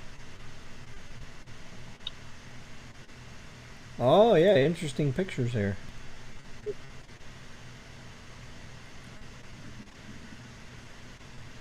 Very interesting here. What do you mean? This new small cell. I'm trying. Bro, I'm trying to open it up here. It's not letting me open it up. I wonder. It I keeps wonder trying if to open up in Twitter. I don't want it to open up in Twitter. I just wonder with this the good thing about this Open RAN stuff that they're doing is that it gives you the flexibility, to be able to say, like let's just say example, Ericsson panels are the only thing available at the moment with Nokia radios, for the back of the Mm-hmm. panel. Then at least you can mix match it and it will work, which is nice. Before you had to Yep. match it, Ericsson with Ericsson, Nokia with Nokia, Samsung with Samsung. But now with this Open RAN, you can literally, mismatch the equipment to what's available in the market. So it gives you more flexibility at the end to deploy your network faster and possibly at an affordable rate, because you can actually haggle the price, because you could be like, well, you don't want to give it to me at, I'm just gonna throw a whack number out there. Let's say $1,000 a panel, then but Samsung will give it to me for 800, so they'll go with Samsung, and then they can use the Fujitsu radio, or they can use a Nokia radio or something. They Oh can yeah. mix match the deals, and it'll still work just as good, if not better, than the matching equipment, which is pretty cool. Mm-hmm. I hope the other carriers follow suit and can make Open RAN more reality Mm-hmm. in their end too, because it'll help with, especially with all the supply shortages right now. Yeah. There's a proposal for. That's what Chain Fried says. There's a proposal for. It's called Link New York City. It's the LINK5G design and proposal. So that's what he sent me here. So let's see.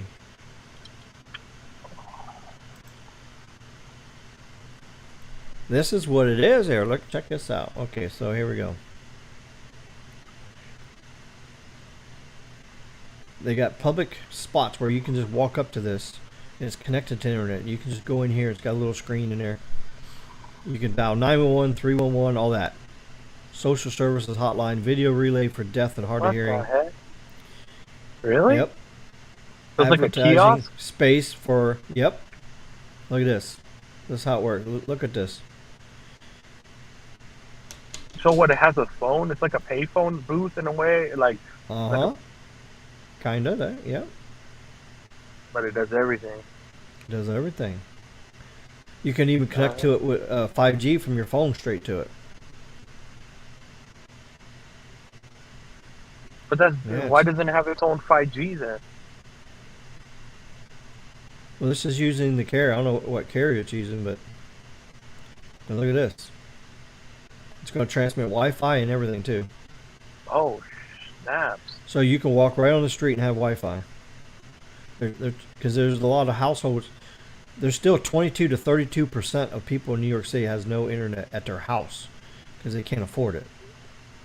So this way, they can connect to Wi-Fi that's coming from the street, or they can be walking down the street and connect it. So that's what they're doing. They're 5G interconnecting all this stuff, and then it's also going to transmit out Wi-Fi, give people broadband access. That's pretty cool. And this is the antennas. See, here's the antennas. See, it's got that big round shape here too. It's got everything in it. It's got millimeter wave, mid-band. So it's a small cell and a 5G node, all the same. And then you got the little kiosk thing at the bottom there. See it?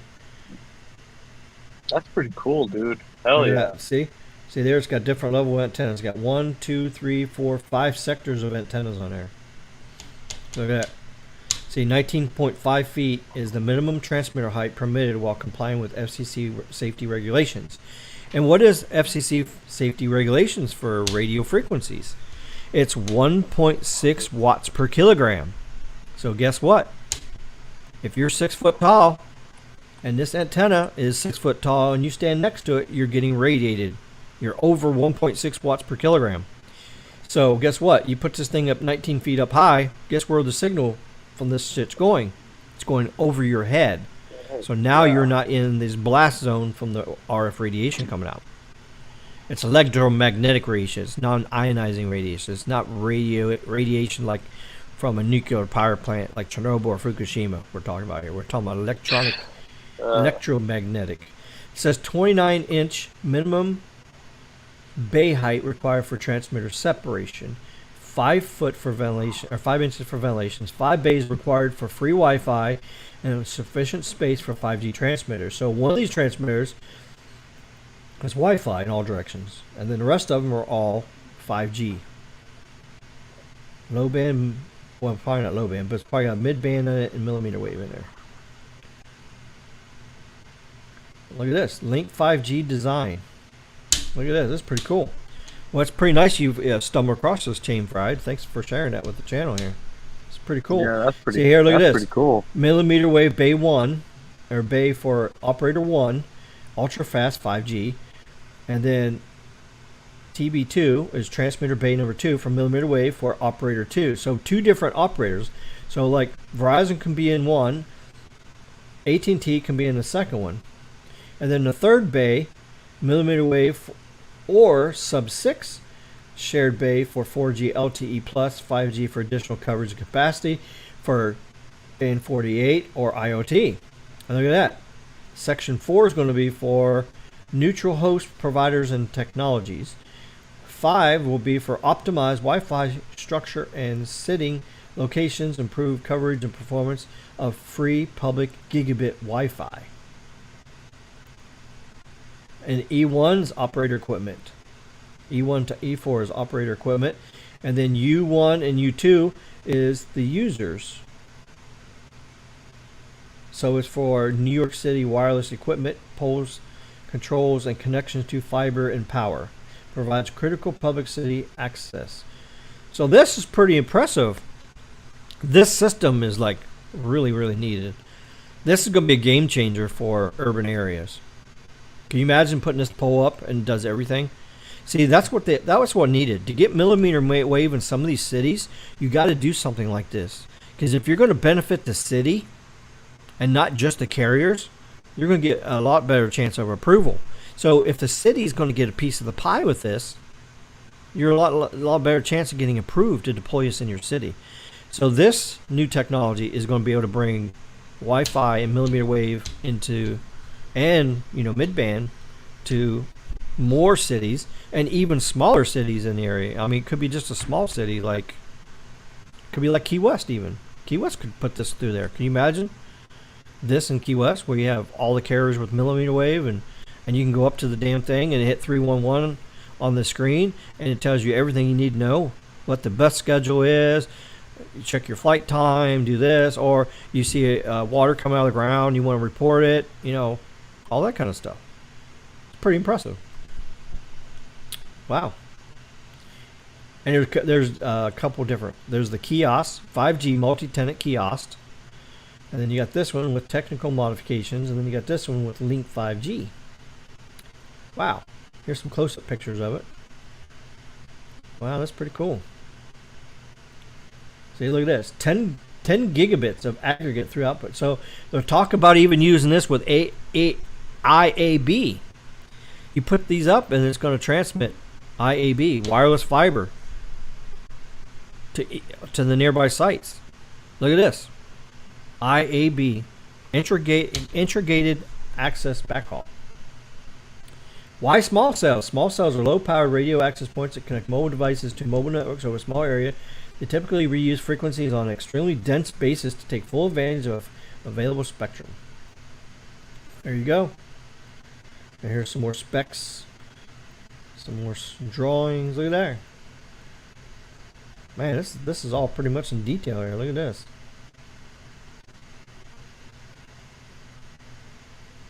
Yeah, Chainfry found this on the Reddit post. In the Reddit thing. That's cool, bro. Hell yeah. And look at this. See, look at this. Free high-speed Wi-Fi access. Yep. Internet access via tablet. Yes. E911. Yes. Free voice calls. Yes. Multi-tenant 5G sitting. The LINK5G. Yes. Structure designated for long-range Wi-Fi. LINK5G. Yes. Existing stuff that they got. No. 90% of new locations outside of core Manhattan. LINK5G. Yes. See, look at that. Okay, here's a test right here. Current Wi-Fi coverage. This is Brooklyn, Crown Heights South, Prospect, Lefferts Gardens. So here's the Wi-Fi signal strength. Red is excellent. Yellow's good. Let's see if we can zoom into this better so you guys can see it better here. I don't need the tools on the page. I know some of you guys are looking this on very small screens, so let me get this so you can see it better here. There you go. Yellow is good. Purple is moderate. Okay, so this is what I guess this is the system now. And then I guess down here is what they're proposing.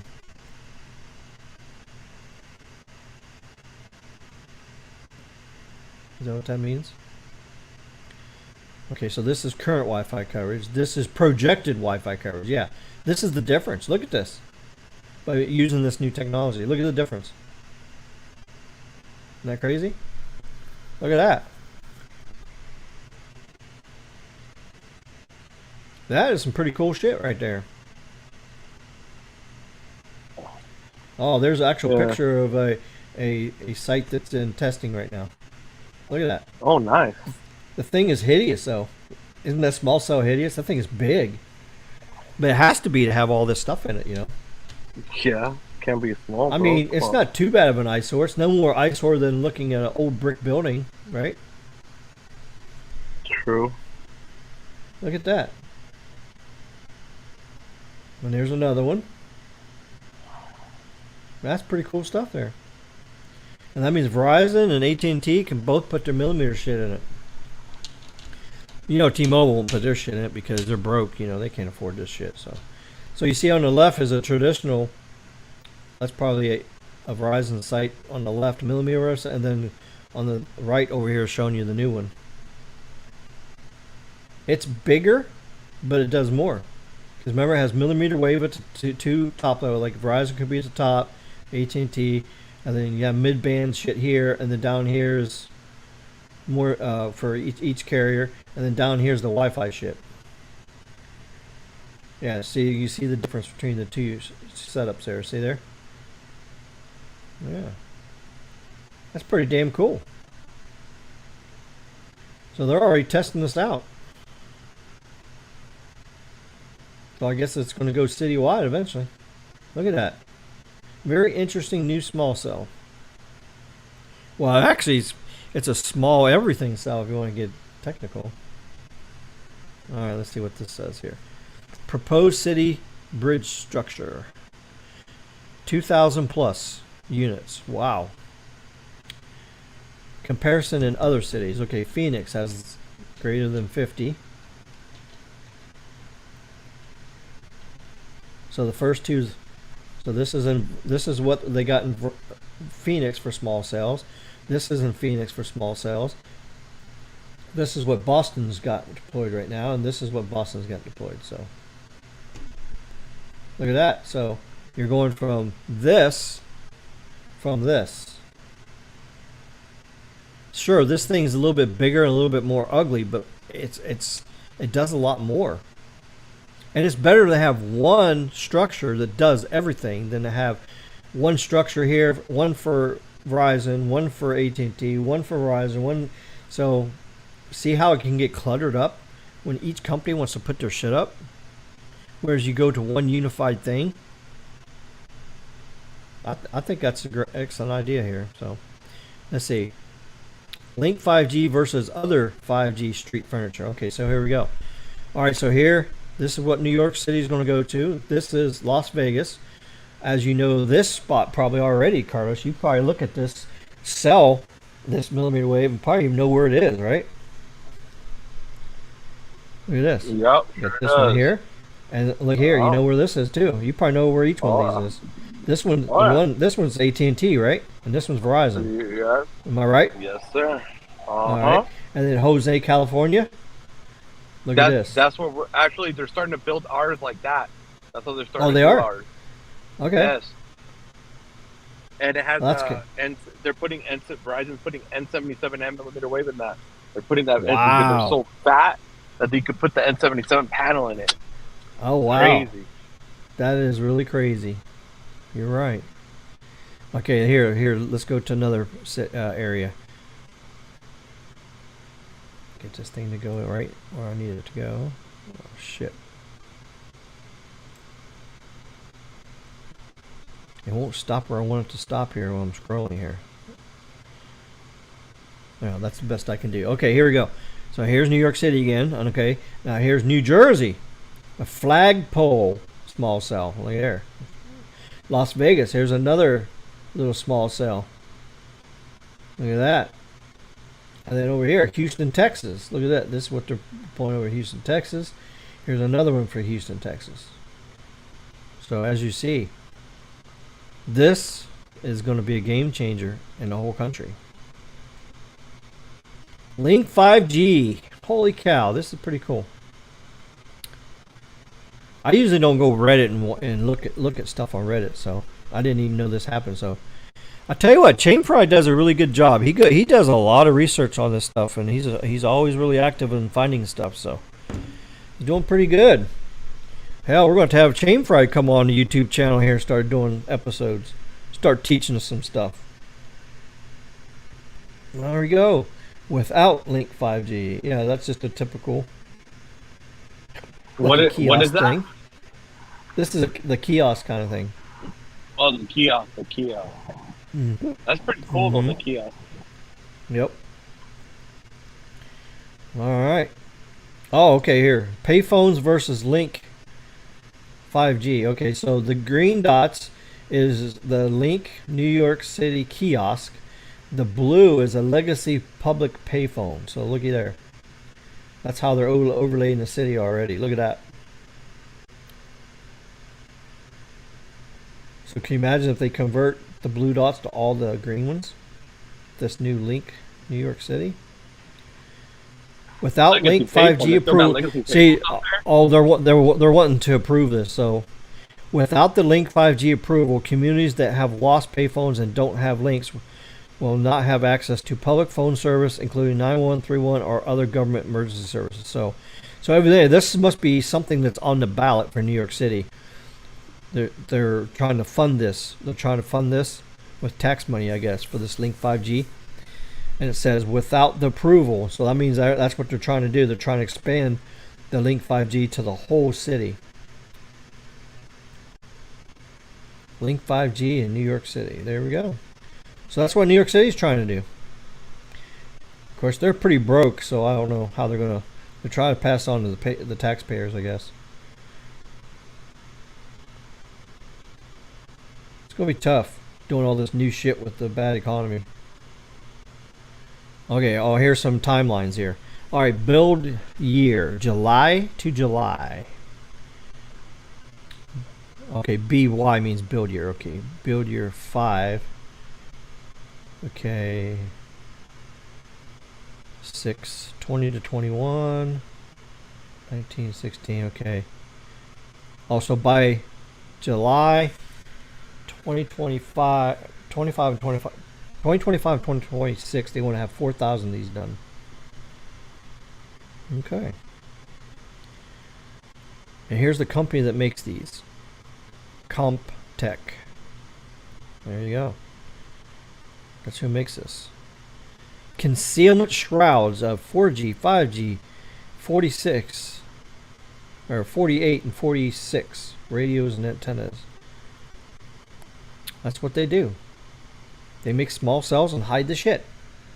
Make it pretty, eye candy.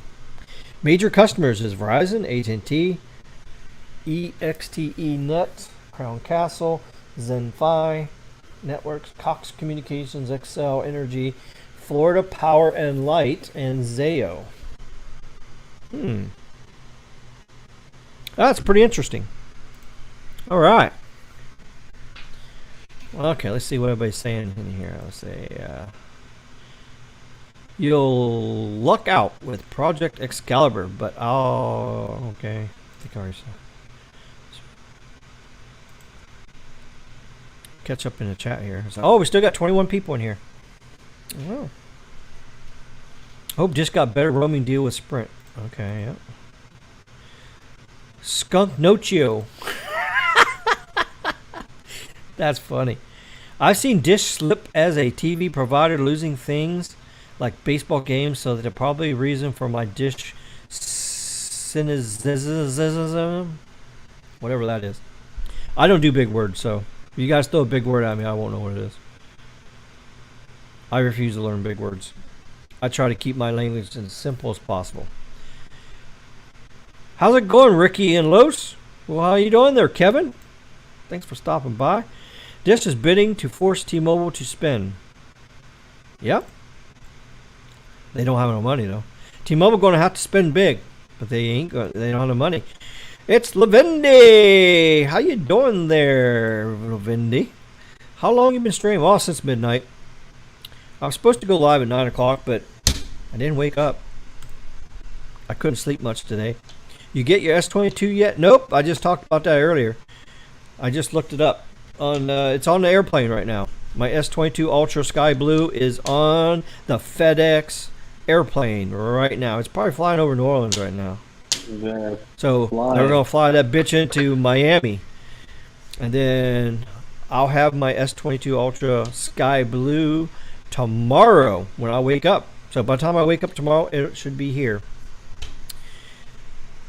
And I think I'm going to wait and unbox it on the live stream Friday night. So Friday night, I'm going to unbox my Sky Blue S22 Ultra on my live stream. So how's that? And then, of course, I'm off Friday night. So then after the live stream, I'm going to set it up. I'll do my Samsung Smart Switch and get it all set up and everything. And I should be using it by the time I go to sleep. Pretty exciting. I can't wait to get that phone. If it's anything like the S21 Ultra, it's going to be a pretty nice phone.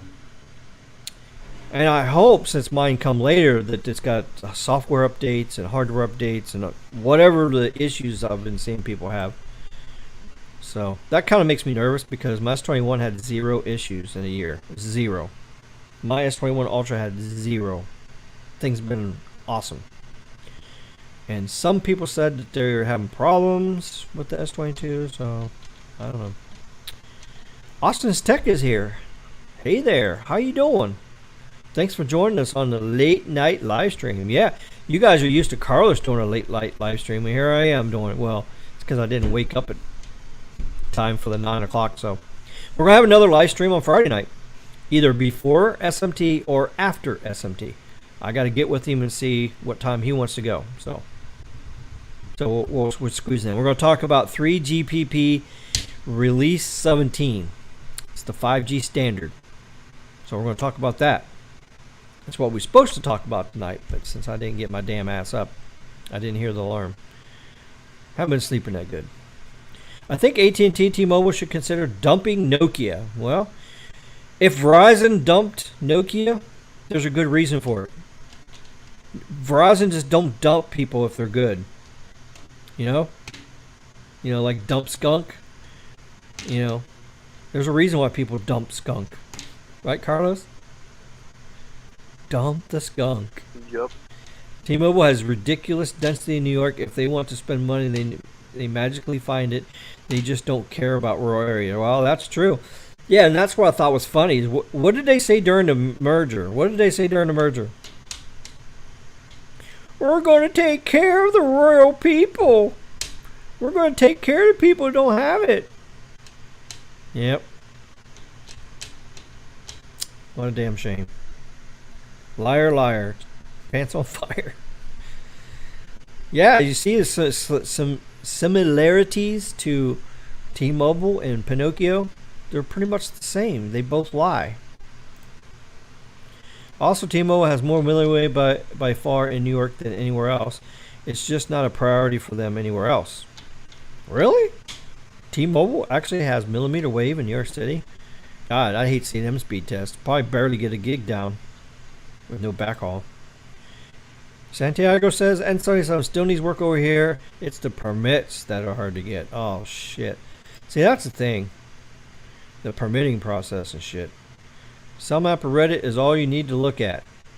Cell Mapper Reddit? What the hell is a Cell Mapper Reddit?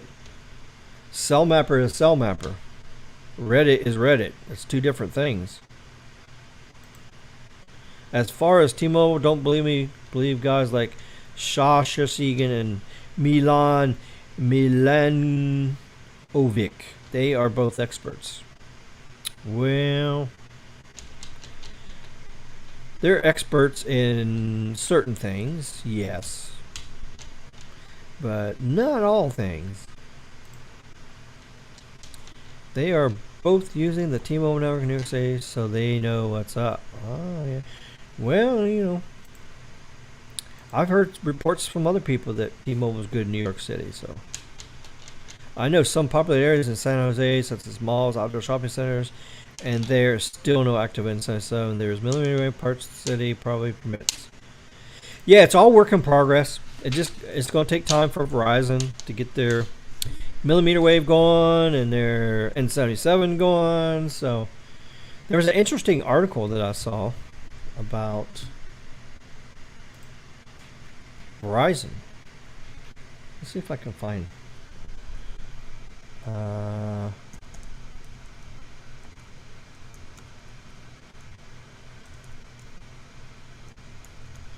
Let's see if I can find this article. There's a pretty interesting article here.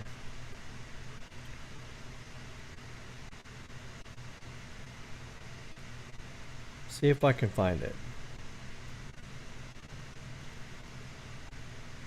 Oh, I gotta do. Oh, let me change this. See, it's. I hate Google. When you do Google search, it always throws up shit from 5-6 years ago. That's old news. I don't give a shit about what happened in 5 6. I want to know what happened in the past month. So here, let me change this for the past month. Okay, see if I can find this article. Let's see. Here are the bands. The new Orbic Speed 5G. The Orbic. Is that a new hotspot or something, Carlos? The new Orbic Speed 5G ultra wideband. Here, let me. What's up? Let me click on this. There's this new thing called Orbic 5G. What the hell? Come on, I clicked this shit. Why didn't it open up? It just opened up another Google search. Wow, damn stupid this thing is. Okay, let's see if it opens up this time. It did it again. I clicked on the link and it opened up another Google search. That's not what I wanted to do. Shit. Okay, so here. Orbic Speed 5G ultra wideband. Oh, yeah, okay. Yeah, here's I just stumbled on this. Check this out. Yeah, Orbic Speed 5G ultra wideband prepaid. Wow, you can get a hotspot for prepaid now? Let's see what the full retail price is. All for $300. Features and specs. Let's check this out. Okay. 4,500 milliamp battery. 5G SIM in it. USB-C cable. Okay. Network. It does 2, 4, 5, 12, 13, 48, 66 on 4G. It does Wi-Fi 6 on Wi-Fi. Oh, look there. SAR. What's the SAR, everybody? What is SAR? Specific absorption rate. And guess what? It has to be below 1.6 watts per kilogram. And look here. The SAR on this device is 0.77 watts per kilogram. Global roaming on N57, N78. 5G fake nationwide. N2, N5. All are considering 5G nationwide 48. What? There's no N numbers on here. There's no N48 or N66 on here. It just says N2, which is fake 5G, and then it says regular band 5, and then regular band 48, and regular band 66. Well, that's interesting how they add these LTE stuff with this 5G stuff for 5G nationwide. That's just weird that they did that. 5G ultra wideband is N261, or 261, high band millimeter wave, and N77 mid band C band, as we know is really S band. World device, no. It's got a Qualcomm SDX55 processor. Oh, really? Come on, Verizon. You're going to put a brand new device out here with an X55 modem in it? This thing should have an X65 modem in it. Or at least an X60 modem. Huh. This is crazy. 5G ultra wideband available only in parts of select cities. 5G nationwide available in 2,700 plus cities. Okay, so here's this device. Huh. $300 for something with an X55 modem in it. Okay. Alright, so I found that. Okay, let's see. Oh, look at there. I put in Google Verizon N77 plans. Look at there. And look, Sneed Mobile Tech comes up here. Damn. He's got some search engine optimization going on there. Look at that. That's crazy. I'm trying to find this article here.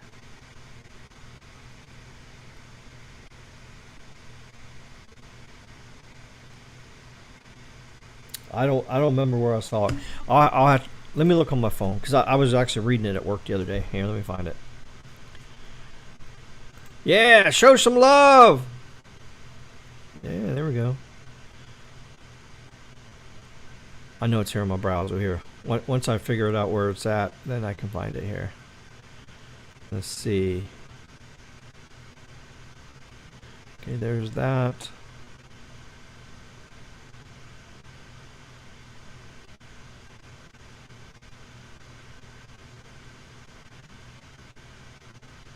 Oh, I don't see it. I must not have saved it. I think I seen the post on Twitter. Let me look on Twitter. This article was really good because it went in depth on Verizon's future N77 deployment. So I wanted to share it with you guys.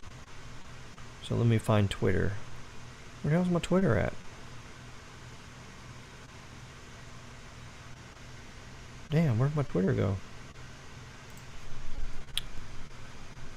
I must have accidentally closed it.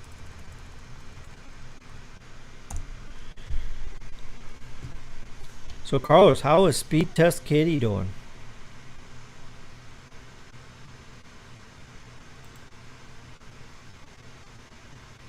I guess Carlos is busy.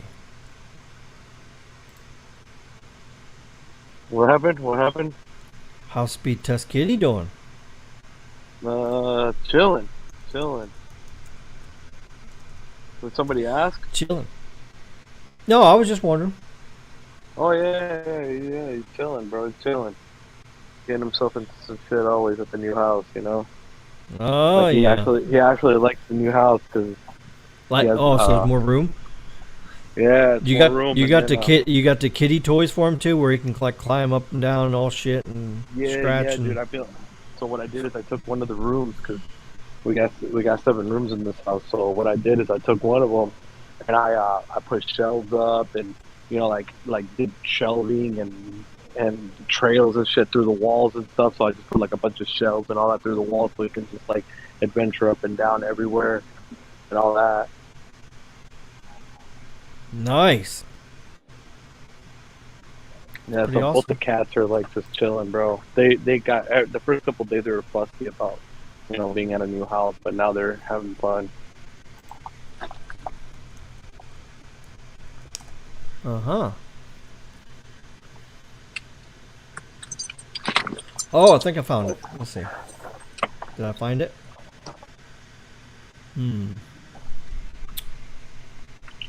Yep, I think I found it. I think. Let me see. Yeah, I think I found it. Okay, here. I knew I'd find it eventually. Oops, I closed the wrong screen here. Crap, I didn't lose you guys. I gotta find my screen again. Oh, shit. I closed the wrong screen. Okay, here we go. Let me get back on the stream. Okay, here we go. Check this out. Okay. This was just 6 days ago. Okay. This is on Fierce Wireless. Thank you, Fierce Wireless. Awesome news. Verizon is pushing back against what it sees as some perceived limitations of its newly acquired C-band compared to T-Mobile's 2.5 gigahertz band. Yeah, we all already know about that big old fight. Yeah, Neville the Pebble was trying to say that N77 wasn't going to go very far. It was going to be just like millimeter wave. Huh. Well, Verizon proved them wrong. Alright, so let's see here. Verizon secured an average of 161 megahertz nationwide, including 60 megahertz of the earlier A block that covers 46 markets. So that's where we're at now. 60 megahertz of A block covers 46 markets. That's what they're doing now. Verizon plans to spend $10 billion more over the next 3 years to deploy N77, initially using its existing AWS PCS macro network grid for early deployments. So it expects to have between 7,000 to 8,000 N77 equipped sites this year, on top of what they already have. So right now, N77 is going to come into 7,000 to 8,000 more macro sites this year. Competitor T-Mobile, as well as some investment analysis, have turned attention to propagation characteristics to the upper mid-band and how Verizon would need to spend a lot more to densify its network sufficiently for coverage using N77. So yeah, that's not even a fight. For example, T-Mobile said it would take 1.5 times the number of 2.5 gigahertz N41 sites and 2 times the number of PCS AWS sites to reach the same amount of coverage with N77. That is not accurate, said Verizon Vice President of Technology Development and Planning, Bill Stone. So Bill Stone just cast some stones on Neville the Pebble. How crazy is that? So, but Bill Stone's throwing pebbles at Neville the Pebble. All right, so he was interviewing with Fierce, and he says, I am very confident that the number of sites required at 2.5 gigahertz and N77 are roughly the same. That's what happens when you deploy shit the right way. You can be 1,000 megahertz higher in frequency and still get the same performance. Law of physics still apply, he acknowledged. Higher 3.7 to 3.9 gigahertz experience more propagation loss than do 2.5 gigahertz, which is N41. But he emphasized that not the full picture as other key elements come into play during real-world deployments. To design and engineer a network, you need to look at all the pieces, and that's how you determine how many sites are needed in the different frequency bands, Stone said. See, this guy Stone knows his shit. This guy's smart versus Neville the Pebble. Okay? So, I mean, this is obvious right here. So, this guy knows his shit. That's why Verizon is doing a good job. To look at end-to-end or the full budget link in engineering terms, the main components for signal reach include transmit power levels, propagation loss, and antenna gains at each cell site. See, it's the whole picture. The limiting factor almost always is the uplink. Speaking about capabilities of the receiver at the base station, N77's higher frequency means it can take advantage of massive MIMO more efficiently, with higher antenna gains at the base station uplink around 28% versus EBS and BRS. What is EBS and BRS, I wonder? It's N41. That balance out, I talked about that last week's live stream when I did the frequency bands. That balanced out to roughly 25% ding to N77 reach compared to 2.5 gigahertz because propagation loss due to the physics of higher frequency. The antenna gains we're going to be able to get with massive MIMO products in 3.5 gigahertz are far 4 dB or more greater than what can be realized at similar size antennas in EBRS or BRS. The 2.5 gigahertz or PCS AWS, Stone said, the antenna gain more than offsets the difference in propagation loss. So what Mr. Stone is saying is that the massive MIMO new technology that Ericsson has makes up for the difference in frequency when you're going from 2.5 gigahertz to 3.7 gigahertz. So that's what he's saying is the massive, and I've been preaching this for years. I don't know if anybody really paying attention, but Ricky's been talking about massive MIMO for years, and that's what's going to make 5G great and make it right, make it real, make it perform like it's supposed to. And that's what I've been saying for years. And here, Mr. Stone is actually re-emphasizing this for all of us. And then he says, carrier aggregation, low band spectrum for the uplink. So that's what they're doing. They're using low band. So that's why they're doing the N5. The only reason they're doing the N5 is for it to be the beacon and carrier and the main connect band. But most of your traffic is going to be for download on the mid band and the upload for low band. So low band does have its purpose, even though it's fake 5G. But when we start seeing the new uplink booster that is going to be turned on to the massive MIMO that Ericsson has coming up soon, I talked about that on a past live stream as well, then you won't need low band no more because you got a 60 to 90% gains in spectrum speeds on your upload with this new uplink booster. So you won't need low band, but for now you need the low band. So okay, T-Mobile has said it extended mid-band coverage range about 30% using carrier aggregation, with low band for uplink having widely deployed 60 megahertz or 600 megahertz for 5G already. Let's see. T-Mobile will have a strong advantage with its 85 unoptimized PU skunky cell sites versus Verizon's 68,000, and because T-Mobile plans to use low band uplinks aggregated with 2.5 to extend reach. See, that's where Skunky's problem is. They're depending too much on low band for their uplink, whereas Verizon, they're looking at the big picture and they're going to go with the better technology for mid band. Verizon could close the gap if they choose so by either deploying more cell sites or using supplemental low band uplinks themselves, wrote the New Street team, but would require more capital and have committed than they committed so far. So, oh look, they're calling it low band uplinks. See, L band is low band. Yep, that's right. L band, and that's just what it is. L band is low band. We don't go around saying L band for 700 megahertz and 800 megahertz. But coverage extensions to carrier aggregators using low band for uplink is something Verizon can do too, using the 850 megahertz is deployed for its 5G nationwide service. Okay, so Mr. Stone says this: we can use carrier aggregation between the 5G nationwide, the 850 megahertz, which is N5, as well as N77. So the extension capability is something that we have as well. So what Mr. Stone is saying is they have the same thing that they could do as T-Mobile's doing. But as we see here, it's not really necessary to waste this time and money on it to do it because they're doing the mid-band right. When it comes to carrier aggregation or combining different spectrum channels to extend coverage, there are two options, including uplink using one band and downlink aggregating the two.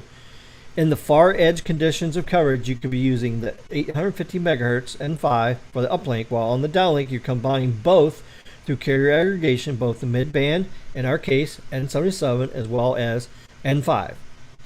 Eventually, Verizon will be able to utilize carrier aggregation on the uplink as well. But all you need is that first example, N5. Verizon sees no issue with aggregating its N48. Well, this is saying, I guess that's N48. It sits right next to C-band, N77. But the power levels are more restricted. So yeah, N48. Now he says no limitations with N48. Said terms of using carrier aggregation. We will be doing carrier aggregation across all 5G frequency bands as we move forward. Though he noted capabilities vary by device type. Yeah. So, yeah, if you got an X55, you're not aggregating nothing.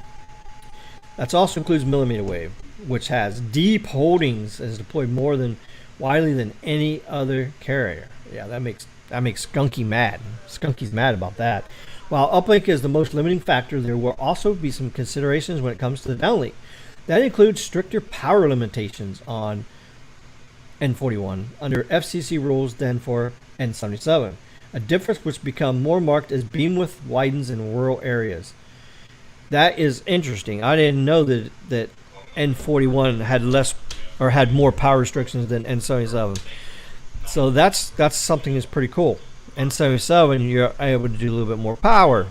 That's pretty good. All right, so he says this. Okay, so N77 has an advantage in transmit power, makes up for the propagation loss. In rural areas, the downlink N77 has an advantage that it becomes more pronounced at wider beam widths. Prioritizing macro sites, small cells, and buildings part of the picture. Oh, let's see what else we got. No, go away. Alright, let's see. I'm not reading all this shit. I'm just going to get the important shit. Alright, so. Okay, Verizon aims to cover 100 million people with N77 within a year. They already got that. So they're early. So they've already got 100 million. And then they're talking about 250 million people by 2024. T-Mobile, meanwhile, says it's on track to reach 200 million with its N41 by the end of this year. So that's just crazy that Verizon has started later in the game and they're already going to smack T-Mobile right in the skunky. Right in the skunker. Right in the skunker. Wells Fargo, in a Sunday note to investors about implications of N77 builds for tower companies, wrote, discussions would suggest that Verizon is likely to upgrade the vast majority of its 68,000 macro tower sites, while it also continues to add 2,000 new macro sites per year. Although our view is that smaller private towers win many of these new site builds at a more favorable pricing. So there you're talking about water towers, you're talking about rooftops, any other kind of structure that you can just put the stuff on. It's a lot cheaper to put it on existing structures than to build a new tower.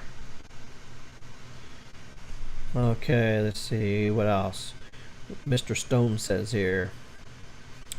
He said they're going to do N77 over time on small cells and also upgrade many of our in-building systems with N77 capabilities. So you got N77 coming indoors, you got N77 coming on small cells, as well as macros. That's incredible. That is just incredible. So there's more about in-building coverage. Yeah, what better way to cover a building is to put the shit on the inside the building than trying to put low band outside and try to get it in there. It's low band is just not good 5G equipment. It doesn't work. It's narrow banded, no density. So he says we expect N77 will penetrate buildings so that the macro cell deployment will result in in-building coverage. So Verizon's even saying they don't need the low band to get into buildings because they got it figured out. I've been saying this for quite a while. And Mr. Stone has confirmed it here. Let's see. Another benefit of N77 is the contiguous channels. The FCC is moving towards 2.5 gigahertz white space auction. So yeah, this is pretty cool. Yeah, the white space auction. This is what's going to make or break Skunky right here. This auction right here. So if you guys want to read up on that, I'm not going to read all this shit. But hey, if you want to read up on it, look at there. White space auction, the Skunky auction. And Caleb already told us if Skunky doesn't get, if they don't win this, it's game over. They're not going to make it. Not going to make it. Okay, here we go. Verizon is the only U.S. operator to have 140 to 200 megahertz of contiguous. That means all the spectrums together, not like in pieces and fragments like what T-Mobile has, across the 48 contiguous states, enabling the carrier to accelerate deployment and use spectrum efficiency. That's right. I thought I saw Speed Test Kitty there. All right, so there you go. There's some news from Verizon. Pretty amazing, huh? Oh, let's get caught up in the chat here. Let's see. Where was we here? Is this where we was? California is horrific. Nowhere else on planet Earth has many restrictions on building. Yeah, that's the problem, is this building restrictions. Man, we've been streaming for 2 hours and you got 20 people still in here? Wow. Austin is Tech. Gotta love Google. Yeah, I know. Google's a pain in the ass sometimes. Show some love. There we go. N48 would be a new one. I don't know any areas where Verizon has N48. I wish they would do that here in Chester, but I'm really not holding my breath. See, Verizon's pretty smart. They know for the money you're going to spend on N48, you can just spend it on N77 instead and have 5 times the damn network. So now Verizon is going to put it in places where they need to. I mean, yeah. There's going to be some places where N48 is the perfect thing to use for a DAS system, for in-building. You just throw it in there. That would be perfect for that. Need found a few areas where N48 is on 5G, but not any myself. Okay. N48, that's what this is that you typed, would be great. You know I don't like saying all that shit. Good for areas currently in exclusion zones like where I live. Oh yeah. Finally get to $10 unlimited tablet promo, T-Mobile business, and got a few speed testing. 30 gigabytes of data and didn't count towards my 50 gigabyte allotment. Yeah, that is awesome. Date May 29th on the article. Oh yeah, that was last year's article. So that wasn't even in. I didn't even find the recent article. Let me see if I can find the recent article. Yeah, I forgot to look at the date on that. And see, I put in there a month on my search, and then yet that comes up from a year ago. So let me do. Oh God, look at this. Look at this shit. This shit looks ugly as hell. Look at this. T-Mobile expands 5G fixed wireless across 4 southern states. Look at that. They painted all the rooftops magenta. PU. Oh God, that's hideous. Good old T-Mobile marketing shit. That's crazy. Yeah, when I click on 5G articles, that's the first one to pop. Okay, let me find the recent one here. Well, let's see. Oh, let me just click on Verizon. Yeah, you can do that with this. You can actually click on. Oh, here, let me do search. Oh, wait a minute. I thought I just saw it. Let me see. I just saw an article on my right corner here. Verizon C-band lifts 5G speeds. Oh, so OpenSignal is reporting that 5G speeds has tremendously went up since N77 was deployed. Okay.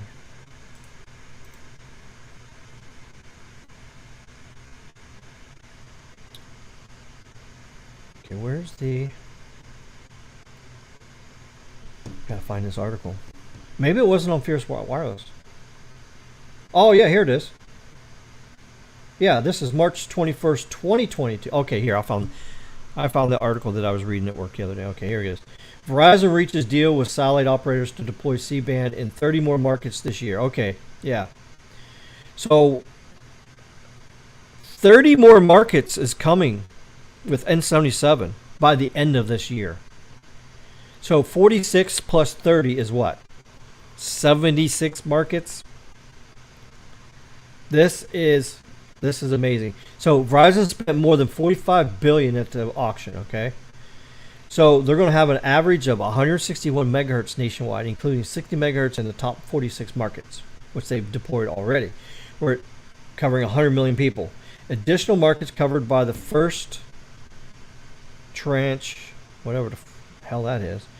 A block is 3.7 to 3.8. Wasn't expected to be ready until December 2023 timeframe.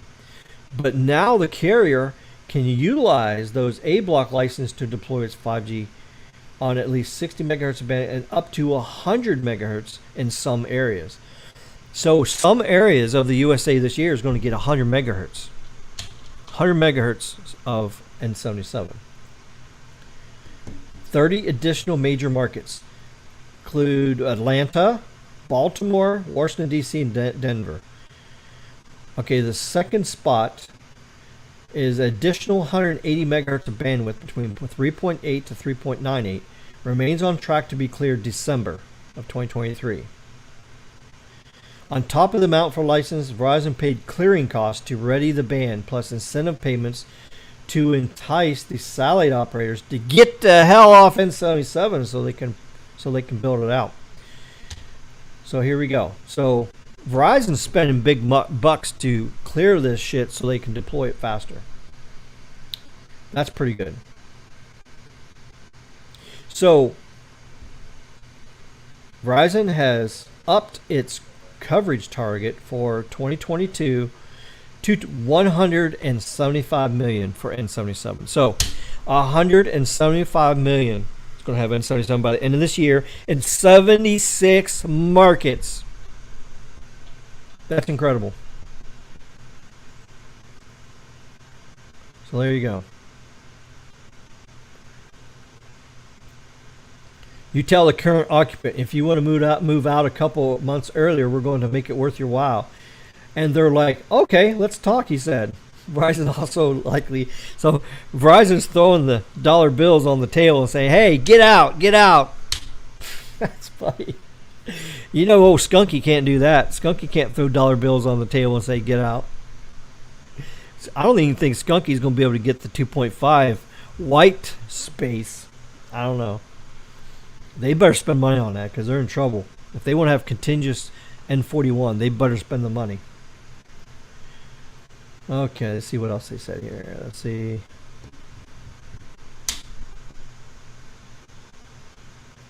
Damn, they increased by 5 million in just 1 week. Shit. This is pretty amazing here. Okay, here's more talk about the A block strategy. Okay, during auction 107, Verizon paid a premium to heavily focus on A block compared to AT&T, which zeroed in on B and C blocks, which required a less hefty price, but have a later clearing timeline as they're in the second space. Their game plan is coming nicely to Fruition. What the hell? I don't understand people using these stupid words for. Okay, so C-band is key to overall 5G. Yeah, we already know that. In places where Verizon is getting a full 100 megahertz of N77 earlier than expected, it means consumers in some cities smaller than the top 46 PA. So some rural areas could see speeds even sooner than those in the largest markets. That's because in those 46 markets, Verizon has 60 megahertz while AT&T has 40, essentially sharing a 100 megahertz block until 2023.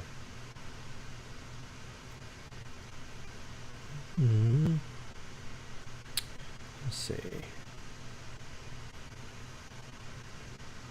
Speeding up for Verizon. Let's see. Some of this stuff was already in the other article.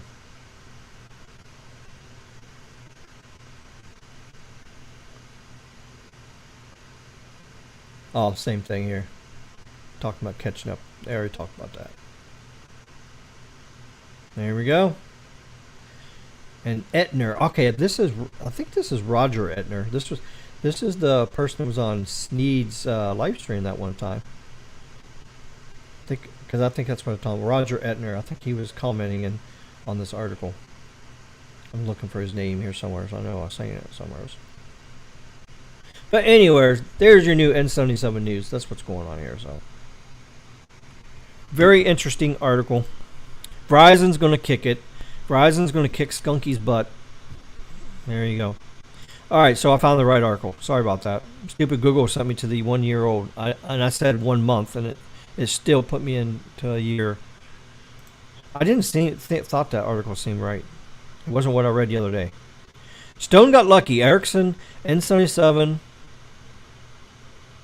and Ericsson N41 are both top notch, and T-Mobile would get the 1.5 on Ericsson. 1.5. I don't know what that means. If anything, Ericsson should be the ones calling out Stone for lying, but they are silent. Lying? What do you lie about? The problems where T-Mobile runs into issues on N40 are all Nokia related. Well, that's their fault for hiring food stamp technology. Right, Carlos? Yeah, exactly. They need to dump Nokia. Verizon was smart. They dumped Nokia's ass. You're right. There are a few areas where Ericsson versus Ericsson happens, though. Stone knew he would say this, but he knew Nokia was poop. Yeah, Nokia's poop. Even Nokia T-Mobile gets in building in St. Louis, while Verizon didn't there. Its density. Yeah. N77 isn't an issue, nor is it for you. It's that Neville needs to dump Nokia. You got that right, buddy. Got that right. I'm expecting Ericsson to have integrity when they breach the DoD agreement again on disclosure for Iraq deployment. All right. Well, I don't know anything about that. I hate everyone tonight. No carrier has escaped my wrath here tonight. Oh, okay. Yeah. That's the thing. Hate everybody equally. Yeah, there you go. Well, I brought out the good, bad, and the ugly on all the carriers, so I just go for whatever's there. So there you go. Okay, well, we've been here for 2 hours and 20 minutes. So I think I'm going to go watch some TV now. Yeah, but at least I brought you guys a late night, midnight live stream here. We talked about a little tech stuff here, so Right. We've got 19 people here left, so Skunk-a-doodle-doo. Skunk-a-doodle-doo. That's what I say. Yeah, Man, I just can't get over this picture behind me. I just can't get over. I got that. That was like an that's epic the one that you got with the sunset. drone, right? I got that to drone Sunday night. It was crazy. So whose drone did you steal it from? Oh, whose drone did I steal it from? Oh. Oh, I don't know. Let's see. Let me see if I can. Here. I don't know. I heard about a fraudulent drone. I'm gonna do something crazy. That's what I'm gonna do. I'm gonna do something crazy. Ricky doesn't own a drone. Ricky doesn't own a drone. Ricky doesn't own a drone. Gee, what do we got here? What's in here? I don't know. Let's see. I don't know. I don't know. Let's see what's in here. Oh, wow. Nice bag. Oh, yeah, this is a nice little bag. Oh, there can't be no drone in there. Ricky's full of shit. It's too small for a drone. Okay, so watch this.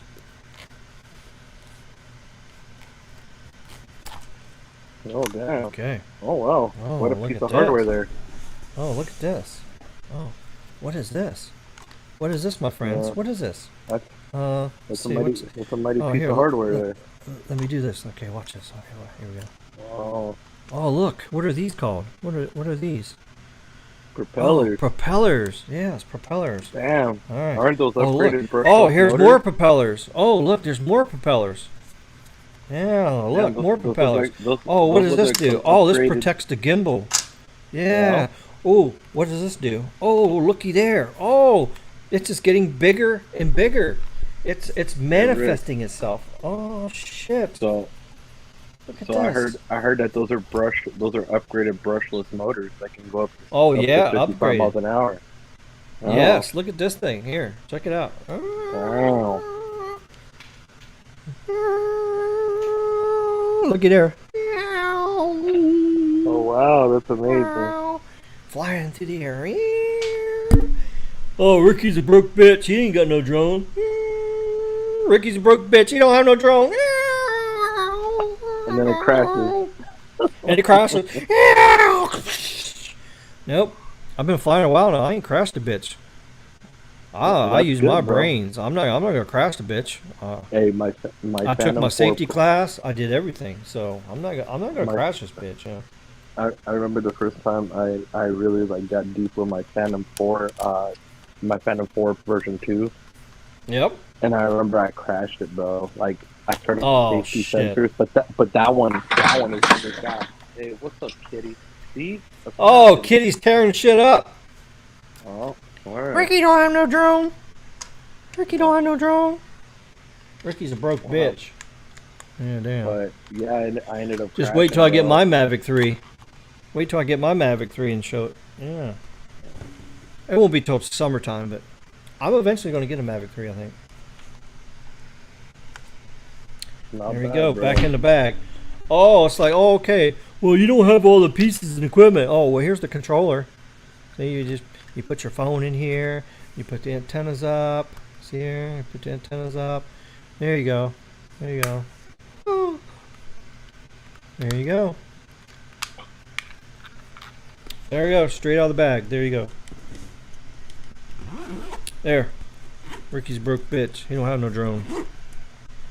Yeah. Yeah, you go ahead and buy your skinny jeans and your smelly soap. I even got extra batteries too. I got 2 extra batteries. Yeah. How much does these batteries cost, Carlos? Can I see? 150 plus tax a pop.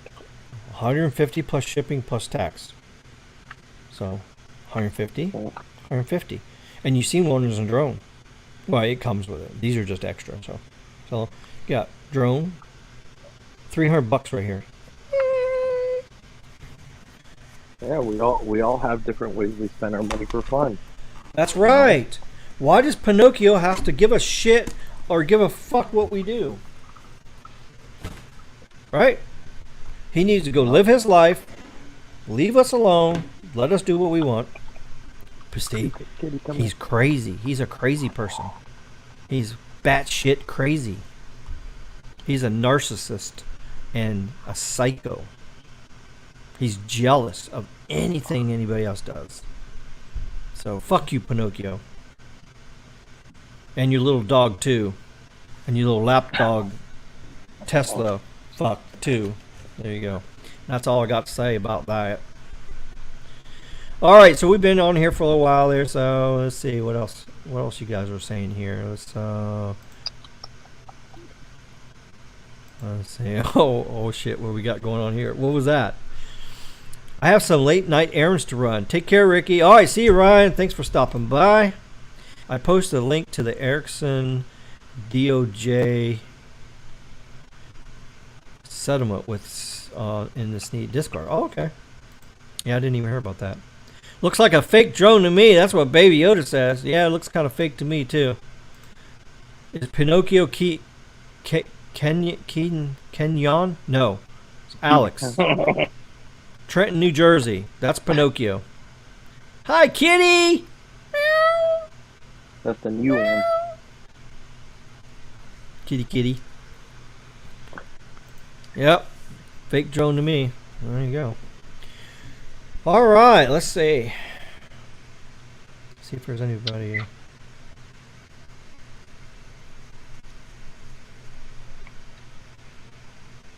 Skunk Nocio. There, I just made Santiago a moderator. Uh-oh, somebody deleted a message. Oh, he said, F 'em haters.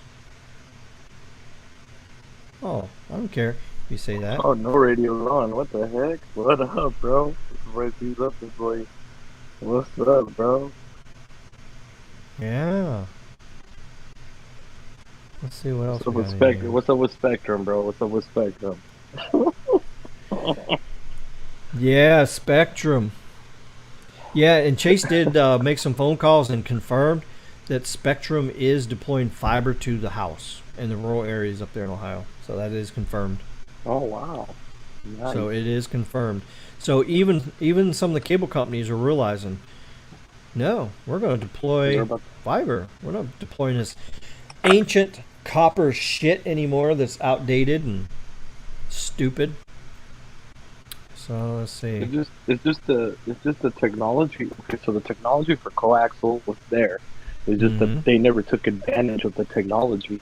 They could do up to 10 gig. The wire can. That's true. It's certified to do 10 gig. Let's make another new moderator. Okay, Lavendi, you're a moderator now. But the problem is you had these cable companies, bro, that were holding back so long, thinking because there was no competition. So they were oh no, 50 by 5 is fast enough, you know. And eventually people got fed up, bro. And they're like, no, screw this. Now that fixed wireless is, they're like, you know what, we'll go with fixed wireless. Now, bro, some people like out here, like in Vegas, bro. Some people are like literally saying, you know what, screw this, bro. We're gonna sit here and we're gonna get HughesNet. We'd rather deal with HughesNet or Viasat than deal with Cox. HughesNet, yeah, got that right. Yeah, buddy. Okay, so let's see here.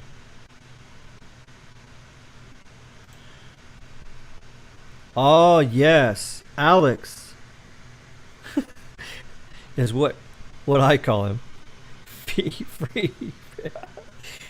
Yeah, gotta take an hour shower to wash out that stinky pussy. Oops, did I say that? I'm not supposed to say that, am I? Yeah, she was born a woman, actually.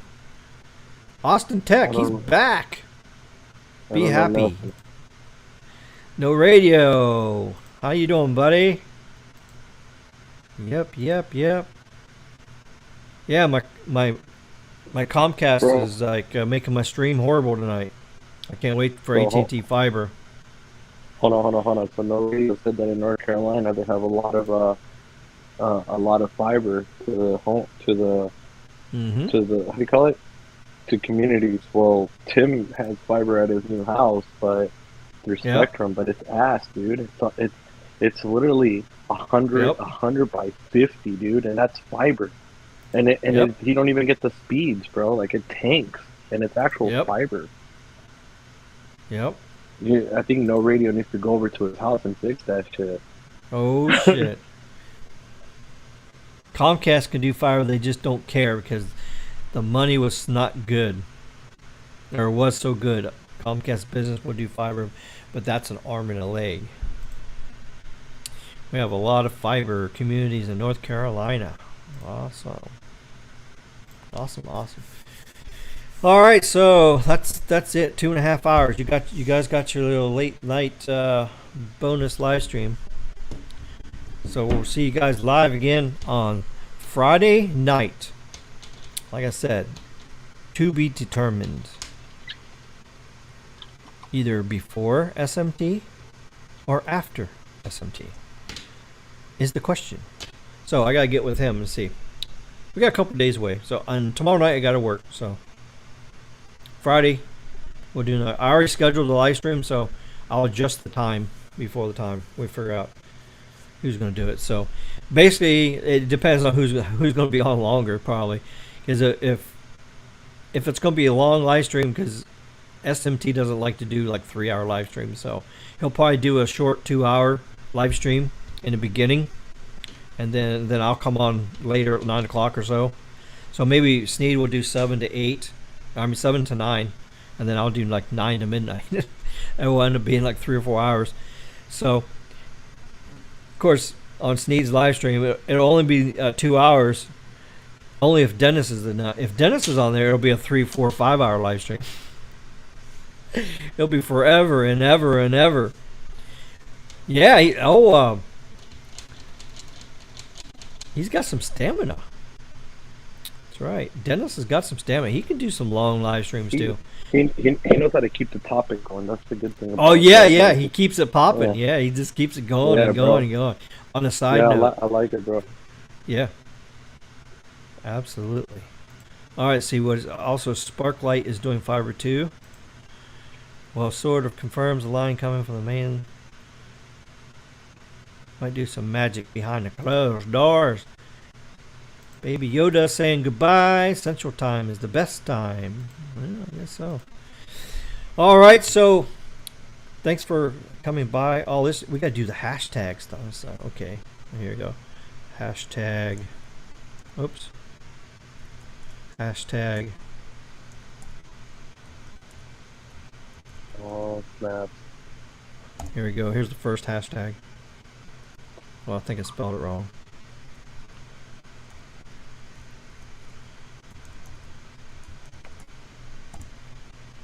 Here we go. Let's do another hashtag.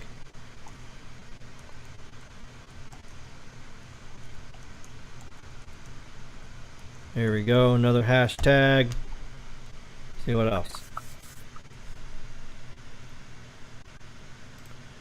Here we go. Hashtag fuck Pinocchio. Hashtag dump skunk. Hashtag T-Mobile 5G in last place.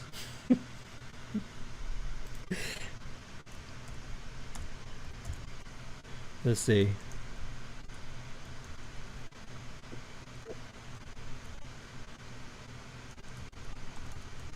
There's another hashtag. Here we go.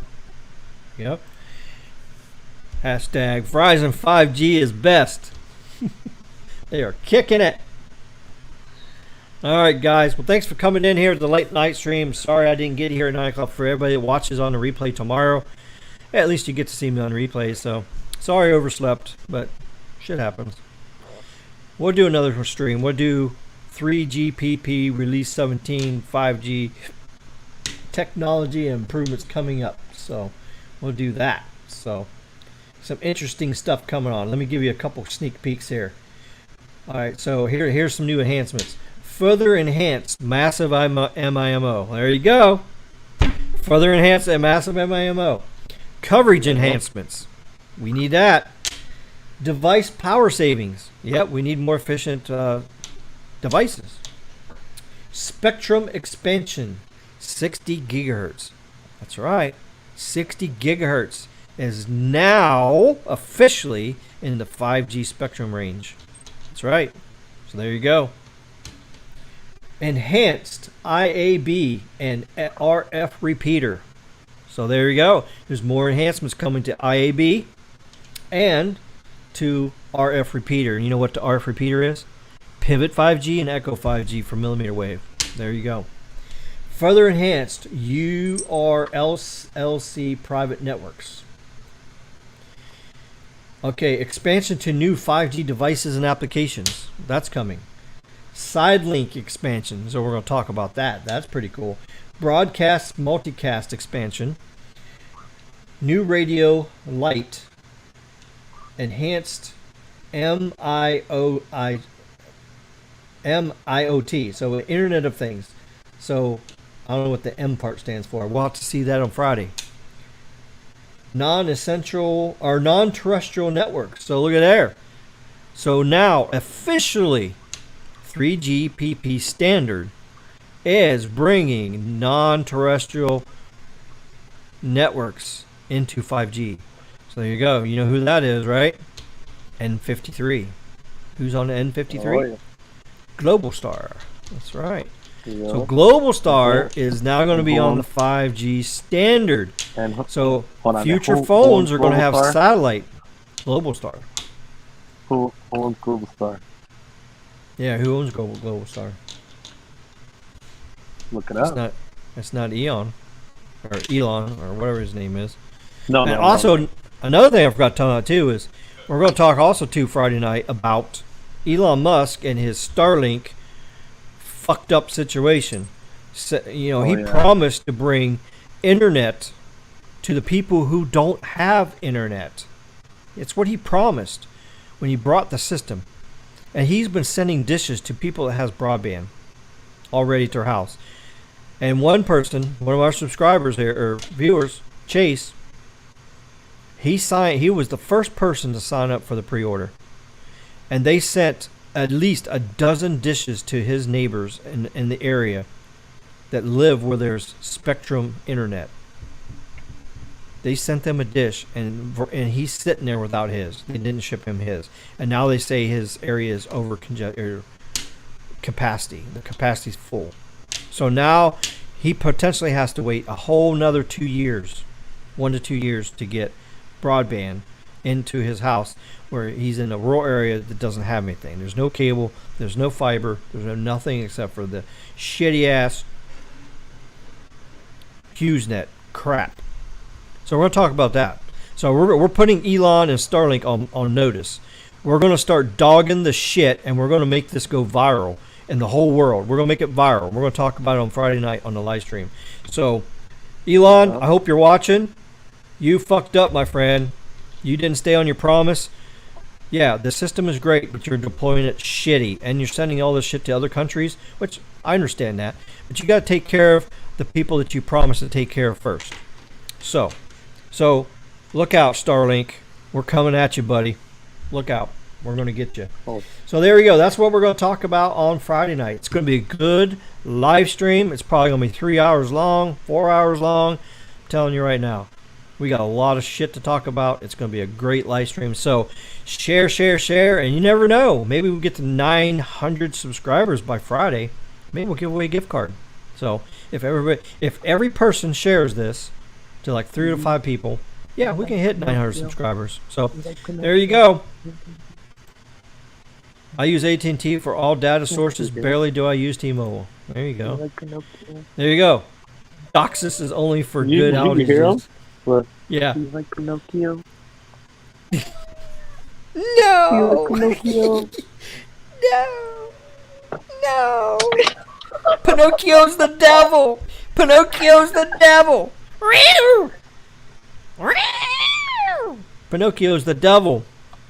Is Starlink and SpaceX involved with 3GPP? No, they're not. It's completely different standard because it's satellite versus terrestrial.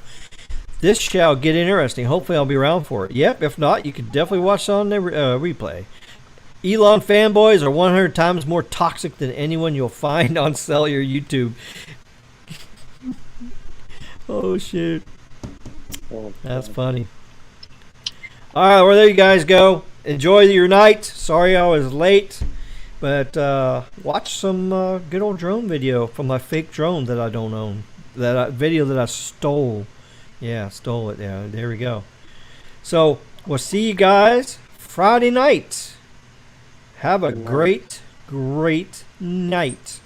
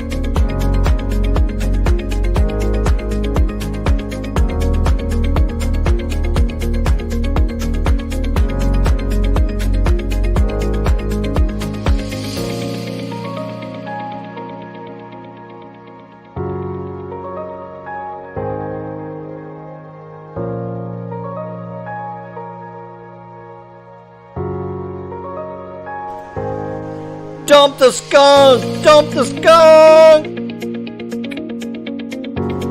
Fuck T-Mobile!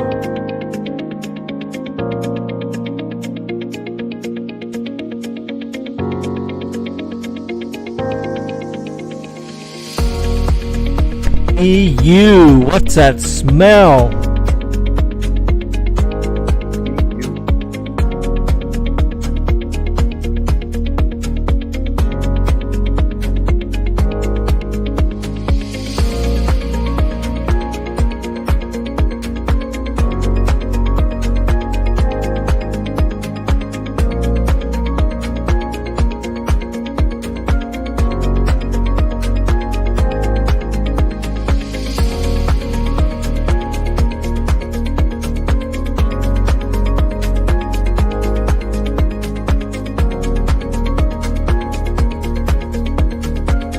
Fuck Pinocchio!